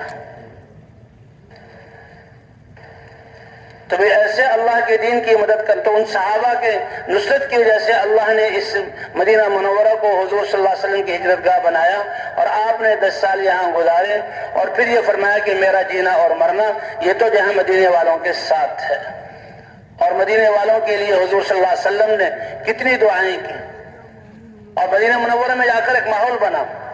اور مسجد نبوی میں ایک یعنی کا ماحول بنا، اور مدینہ منورہ کا ماحول پھر ایسا بنا کہ باہر سے آنے والے جو بھی آتے تھے اور وہ مدینے میں ٹھہرتے تھے، ایک تو جو مسلمان ہو کر آتے بڑی جلدی صحابہ کرام عمل کے ذریعے عورتوں کو اور گھروں میں مردوں کو جو ہے مسجد میں ٹھہرایا جاتا، اور اس ماحول سے وہ دین کو سیکھتے تھے، اور دین سیکھ کر اور دین کے داعی بن کر وہ یہاں سے واپس جایا کرتے تھے۔ بھئی اللہ تعالیٰ نے ہمیں یہ صدیوں بعد یہ محنت عطا فرمائی ہے، اللہ تعالیٰ اس محنت کی قدر کرنے کی توفیق عطا فرمائے۔ جی ہاں، یہ صدیوں بعد حضور صلی اللہ علیہ وسلم والی یہ محنت اللہ نے ہمیں عطا فرمائی ہے۔ جیسے مدینے والوں نے قدر کی اور پہل کی اور اللہ تعالیٰ نے ان کو قبول کیا، اور مدینہ منورہ کو اللہ تعالیٰ نے حضور صلی اللہ علیہ وسلم کی ہجرت گاہ بنایا، اللہ کے ہاں لکھا ہوا تھا۔ اور پھر جہاں فتح مکہ کے موقع پر اور پھر جو غزوہ حنین ہوا اس موقع پر آپ صلی اللہ علیہ وسلم نے جو غنیمت حاصل ہوئی وہ غنیمت جو ہے ایسے لوگوں کو دی جو ابھی اسلام میں نئے داخل ہوئے تھے، ان کی دلداری کے لیے۔ تو انصار مدینہ کے دل میں کچھ آیا کہ ایسا نہ ہو کہ حضور صلی اللہ علیہ وسلم کے دل میں اپنے وطن کی محبت اور آپ مدینے کو چھوڑ کر پھر مکہ مکرمہ آ جائیں، اور مال بھی ان کو دیا۔ حضور صلی اللہ علیہ وسلم کو پتہ لگا، آپ نے انصار مدینہ کو جمع کیا، اے انصار مدینہ میں نے یہ کیا بات سنی ہے، اور یہ دنیا کی میل کچیل میں نے کچھ لوگوں کو دی ہے، اس پر تم پریشان ہو گئے، کیا تم اس پر راضی نہیں کہ لوگ تو مجھ سے جو ہے مال لے کر جائیں اور تم حضرت محمد صلی اللہ علیہ وسلم کو اپنے ساتھ لے کر جاؤ؟ اور فرمایا کہ دیکھو یہ لوگ، یہ تو میرے جسم کا ظاہر و جو میرے صحابہ ہیں، میرے صحابہ ہیں، یہ میرے جسم کا لباس ہے اور تم بھی میرے جسم کا لباس ہو، اور لباس یہ زینت ہوتا ہے، تو یہ اوپر کا لباس ہے، اور اے انصار مدینہ تم وہ لباس ہو جو جسم کے ساتھ چپکا ہوا ہوتا ہے، تم میرا وہ لباس۔ تو صحابہ کرام نے مدینہ منورہ نے کہا اے اللہ کے رسول ہم اس پر خوش ہیں، اور فرمایا دیکھو میرے بعد بھی تم پر لوگوں کو ترجیح دی جاتی رہے گی، تو تم ایسے ہی صبر کرنا، اور جہاں مال اور دوسرے عہدوں کے اعتبار سے دوسروں کو ترجیح دی جائے تم اس کو برداشت کرنا، تم قیامت میں جو میرے ساتھ میدان حشر میں مجھ سے ملو گے تمہاری قربانیوں کا بدلہ یہ تو میں اللہ سے جو ہے اللہ کی شان کے مطابق تمہیں دلواؤں گا۔ تو بھی صدیوں بعد اللہ نے یہ محنت ہمیں عطا فرمائی، اللہ اس کے قدردانی کی توفیق عطا فرمائے۔ ہمارے حاجی عبداللہ صاحب فرمایا کرتے تھے یہ محنت تو ہماری زندگی کا سارا پرانا مجمع ہے، جی ہاں یہ محنت تو ہماری زندگی کا مقصد ہے، ہماری اس محنت کو صحیح طریقے پر کرنے سے تو ساری انسانیت کے لیے ہدایت موقوف ہے۔ اے اللہ آج تک جو ہم نے اس محنت کو اپنی زندگی کا مقصد بنا کر نہ کیا اور اپنی زندگی کو ضائع کیا، اے اللہ اس کو معاف فرما دے۔ اور استغفار کرنے پر اللہ ایسے کریم ہے کہ استغفار کرو تو اللہ گناہوں کو بخش دیں گے، اور گناہوں کو بخش کر اللہ پھر آئندہ جو ہے نیکیوں کی توفیق عطا فرمائیں گے۔ اور حدیث میں تو آتا ہے من لزم الاستغفار جعل اللہ له من كل ضيق مخرجا ومن كل هم فرجا ورزقه من حيث لا يحتسب، جو استغفار کو لازم پکڑ لے اللہ ہر رنگ سے اس کو جو ہے خوشی عطا فرمائیں گے، اور ہر تنگی سے اللہ کشادگی عطا فرمائیں گے، اور اللہ رزق عطا فرمائیں گے، اور یہ ساری اپنی نعمتیں ایسے عطا فرمائیں گے کہ عقل والوں کی عقل بھی وہاں تک نہ پہنچ سکے۔ اس لیے بھئی پچھلی زندگی پر تو استغفار، اور آئندہ کی زندگی جو باقی ہے یہ تو سارے کام کی حقیقت جاننے والے ہیں، اللہ سے عہد کرنا اسی کے لیے جوڑ ہوتا ہے اور بلایا جاتا ہے کہ پچھلی کمیوں میں کوتاہی کی معافی مانگ کر آئندہ کے لیے عزم کرنا کہ اے اللہ ہم تو اس محنت کو اب زندگی کا مقصد بنا کر کریں گے۔ تو بھئی اس کے لیے تیار ہیں نا سارے ساتھی انشاءاللہ؟ ہاں، اللہ کے رسول صلی اللہ علیہ وسلم نے فرمایا بدأ الدین غریبا، دیکھو جب میں نے اس دین کی محنت کو شروع کیا یہ کتنی اوپری اور کیسے اجنبی دعوت تھی، کیسے اجنبی دین تھا، لوگوں نے کیسے مخالفت کی، پھر صحابہ کرام کی جماعت کہ اللہ کے دین کے لیے جان دینا یہ سب سے بہترین ان کا مشغلہ تھا۔ عبداللہ بن حذافہ رضی اللہ تعالیٰ عنہ کے بارے میں جو آتا ہے کہ وہ جہاد کرتے ہوئے قید ہو گئے، غسانی جو بادشاہ تھا اس نے بلایا، ان کی بات سنی، وہ سمجھا کہ یہ بہت سمجھدار آدمی ہے اور بڑے کام کے آدمی ہے، تو اس نے کہا کہ بجائے ان کو شہید کرنے کے میں ان کو اپنے ساتھ ملا دیتا ہوں۔ تو اس نے پہلے دنیا کی لالچ دی اور کہا دیکھو میں اپنی بادشاہت اپنے ملک کا آدھا حصہ تمہیں دوں گا اور اپنی بیٹی سے تمہاری شادی کر کے اپنا داماد بنا لوں گا، تم اس دین کو چھوڑ کر ہمارے نصرانی دین پر داخل ہو جاؤ۔ تو وہاں سے وہ کہنے لگے کیا کہتے ہو، تمہارا یہ چھوٹا سا ملک اس کے آدھے کا لالچ دے رہے ہو، سارے عرب ممالک کی بادشاہت مجھے مل جائے تب بھی میں اللہ کے رسول صلی اللہ علیہ وسلم کے دین کو پلک جھپکنے کے برابر چھوڑنے کے لیے تیار نہیں ہوں۔ بھئی ایسی عظمت اور محبت تھی ان کے دلوں میں، تو وہ اس بات سے اور متاثر ہوا اور اس نے کہا دیکھو دنیا کا لالچ جو باطل والوں کا طریقہ ہے کہ دنیا کا لالچ دے کر اس کے ذریعے سے حق سے ہٹاتے ہیں، اس سے تو یہ جو ہے متاثر نہیں ہوئے، اب خوف کے ذریعے ان کو سولی پر باندھ کر اور تیروں کی بارش کی جائے، اور ایسی بارش کی جائے کہ جسم کے قریب سے وہ تیر گزرے جسم کو نہ چھوئیں، بارش کی اور کہا دیکھنا کہ ان کے چہرے پہ کوئی تاثر تو نہیں ہے، تاثر ہے تو مجھے بتانا۔ کل ان کے دل میں ایمان ایسا جگہ ہوا تھا، یہی پہلے شروع میں عرض کیا تھا کہ اللہ کی ذات پر یقین ایسا سرمایہ ہے کہ یہ کسی حال میں بھی انسان پریشان نہیں ہوتا، بالکل مطمئن۔ غسانی بادشاہ کو بتایا گیا ذرہ برابر ان کے ماتھے پر کوئی خوف کی شکن بھی نہیں تھی، فرمایا اس سے سخت حربہ آزماؤ کہ آگ جلا کر اس پہ کڑھایا چڑھا کر تیل جب ابلنے لگے ان کے دو ساتھیوں کو ان کے سامنے ڈال دو، اور جب وہ کوئلہ بن جائے تو ان کو لے کر جاؤ، لیکن ان کی طرف سے اگر کوئی تاثر محسوس ہو تو مجھے بتانا۔ جب دو صحابہ کو ڈالا گیا اور وہ شہید ہو گئے، ان کو لے کر جانے لگے تو ان کی آنکھوں میں آنسو آ گئے۔ اب ان کی آنکھوں میں آنسو آئے تو فوراً بادشاہ کو اطلاع ہوئی، بادشاہ سمجھا کہ شاید ان کے دل میں ڈر آ گیا، بلایا اور کہنے لگے دیکھو میں نے تو تمہیں پہلے ہی سمجھایا تھا، تم شرافت سے میری بات مان لیتے، کہنے لگے بادشاہ سلامت تم سمجھے نہیں ہم کون لوگ ہیں اور میرا رونے کا سبب کیا ہے؟ یہ تو صحابہ تھے اور ایمان والے تھے، کہ کیوں روئے؟ کہا جب میں نے دیکھا کہ ہمارا مقصود تو اپنی پوری زندگی اور جان اللہ کے دین کے لیے دینا، اور جان دینے کا یہ موقع پیش آیا تو میرے سامنے آیا کہ انسان کی روح اور جان تو ایسی نازک چیز ہے، تیل میں گرے اور روح نکل گئی، تو میں اپنی کم بذاتی پر رویا ہوں، اور میں نے اللہ سے کہا اے اللہ تیرے دین کے لیے جان دینا یہ ننھی سی جان ہے، اگر میرے جسم میں جتنے بال ہیں اتنی روحیں ہوتی تو ایک ایک روح تیرے دین کے لیے اس طرح قربان کر دیتا۔ تو بھائی آئندہ کی زندگی ہم اللہ کے دین کے لیے، فرمایا کہ محنت کرنے والے اگر سینکڑوں بھی ہوں لیکن جذبہ یہ ہو کہ جب ان سے نکلنے کے لیے کہا جائے اور جہاں بھیجا جائے اور جتنے وقت کے لیے بھیجا جائے اور جس کے ساتھ بھیجا جائے اور اس کام کے تقاضوں کو اپنی ذات اور اپنے گھر کے تقاضوں پر مقدم کریں، ایسے چند سو بھی قربانی والے ہو جائیں گے تو اللہ پھر اپنی قدرت سے ہدایت کا سورج طلوع فرمائیں گے۔ ہدایت کے سورج کے طلوع ہونے کا مطلب کیا؟ کہ یہ سورج کے طلوع ہونے سے سارے انسانوں کے بنائے ہوئے دیے، لالٹینیں، بلب اور یہ ساری شمع قمقمے سب بند کر دیے جاتے ہیں، اور اللہ کے سورج کے نکلنے پر اگرچہ اس کی کرنیں شعاعیں اندر تک نہیں پہنچتی اور گھروں کے اندر تک بھی ہر چیز نظر آنے لگتی ہے، اللہ ان قربانی کرنے والوں کی قربانی اور ان کا اللہ کے راستے میں چلنا اور ان کی دعوت کے الفاظ کے انوارات اور ان کی قربانیوں کے انوارات اللہ فضاؤں کو ایسا پاک فرمائیں گے کہ ملک بھی ان فضاؤں میں آ کر جب وہ سوئیں گے صبح کریں گے تو ان کے دل گواہی دیں گے کہ اللہ کے علاوہ کوئی عبادت کے لائق نہیں۔ تو یہ کیا خیال ہے؟ انشاءاللہ آئندہ زندگی کا مقصد بنا کر کرنا ہم سب نے انشاءاللہ۔ اللہ کے رسول صلی اللہ علیہ وسلم نے بھی فرمایا وَسَيَعُودُ كَمَا بَدَأَ، کہ جو جیسے یہ دین اوپرا شروع ہوا ایک دن ایسا ہو جائے گا، اس وقت میں اس دین کی محنت کرنے والے ان کے لیے اللہ کے رسول صلی اللہ علیہ وسلم کی طرف سے خوشخبری مبارکبادی۔ اور ایک روایت میں تو آتا ہے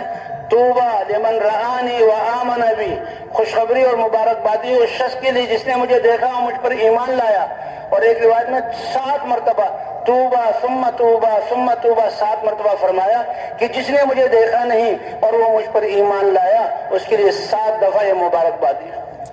اور ایک موقع پر فرمایا کہ بعد میں آنے والے جو دین کے لیے قربانی کریں گے، اللہ ہر قربانی کرنے والے کو 50 آدمی کے قربانی کرنے کے بقدر اجر اور اس کی محنت کا ثمرہ عطا فرمائیں گے۔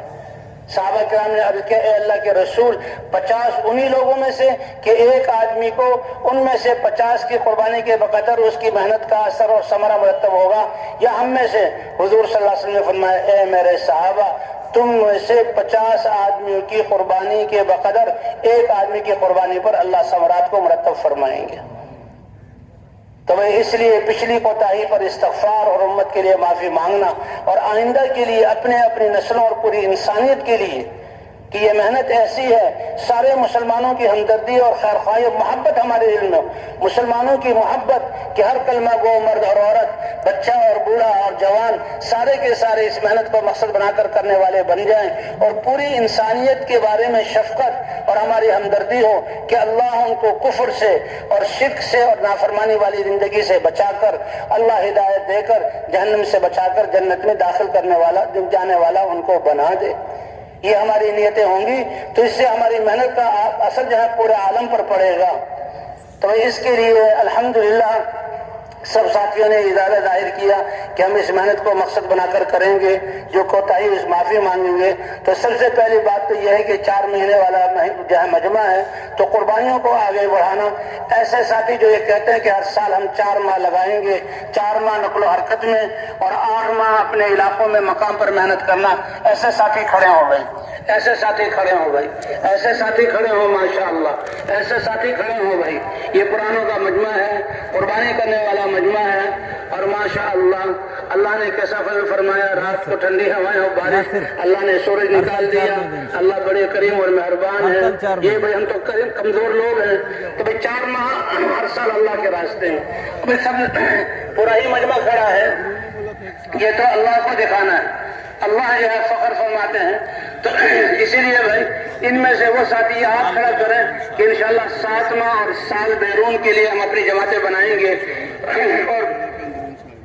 جلد سے جلد اللہ کے راستے میں جائیں گے اور پیدل سال کے لیے ماشاءاللہ اللہ تعالیٰ ہماری نیتوں کو قبول فرما لے اور اس کے مطابق توفیق کے دروازے کھول کر پورے عالم میں اس محنت کو لے کر جانے والا بنا دیں. تشریف رکھیں بھائی ساتھی. اللہ جل شانہ قربانی قبول. السلام علیکم. سب دوستوں سے گزارش ہے کہ میرے یوٹیوب چینل کو سبسکرائب کریں اور بیل آئیکن کو پریس کریں تاکہ ہر آنے والی ویڈیو آپ تک آسانی سے پہنچ سکے، اور لائک کریں اور شیئر کریں اور اپنی رائے کا اظہار کمنٹ سیکشن میں کریں. جزاک اللہ.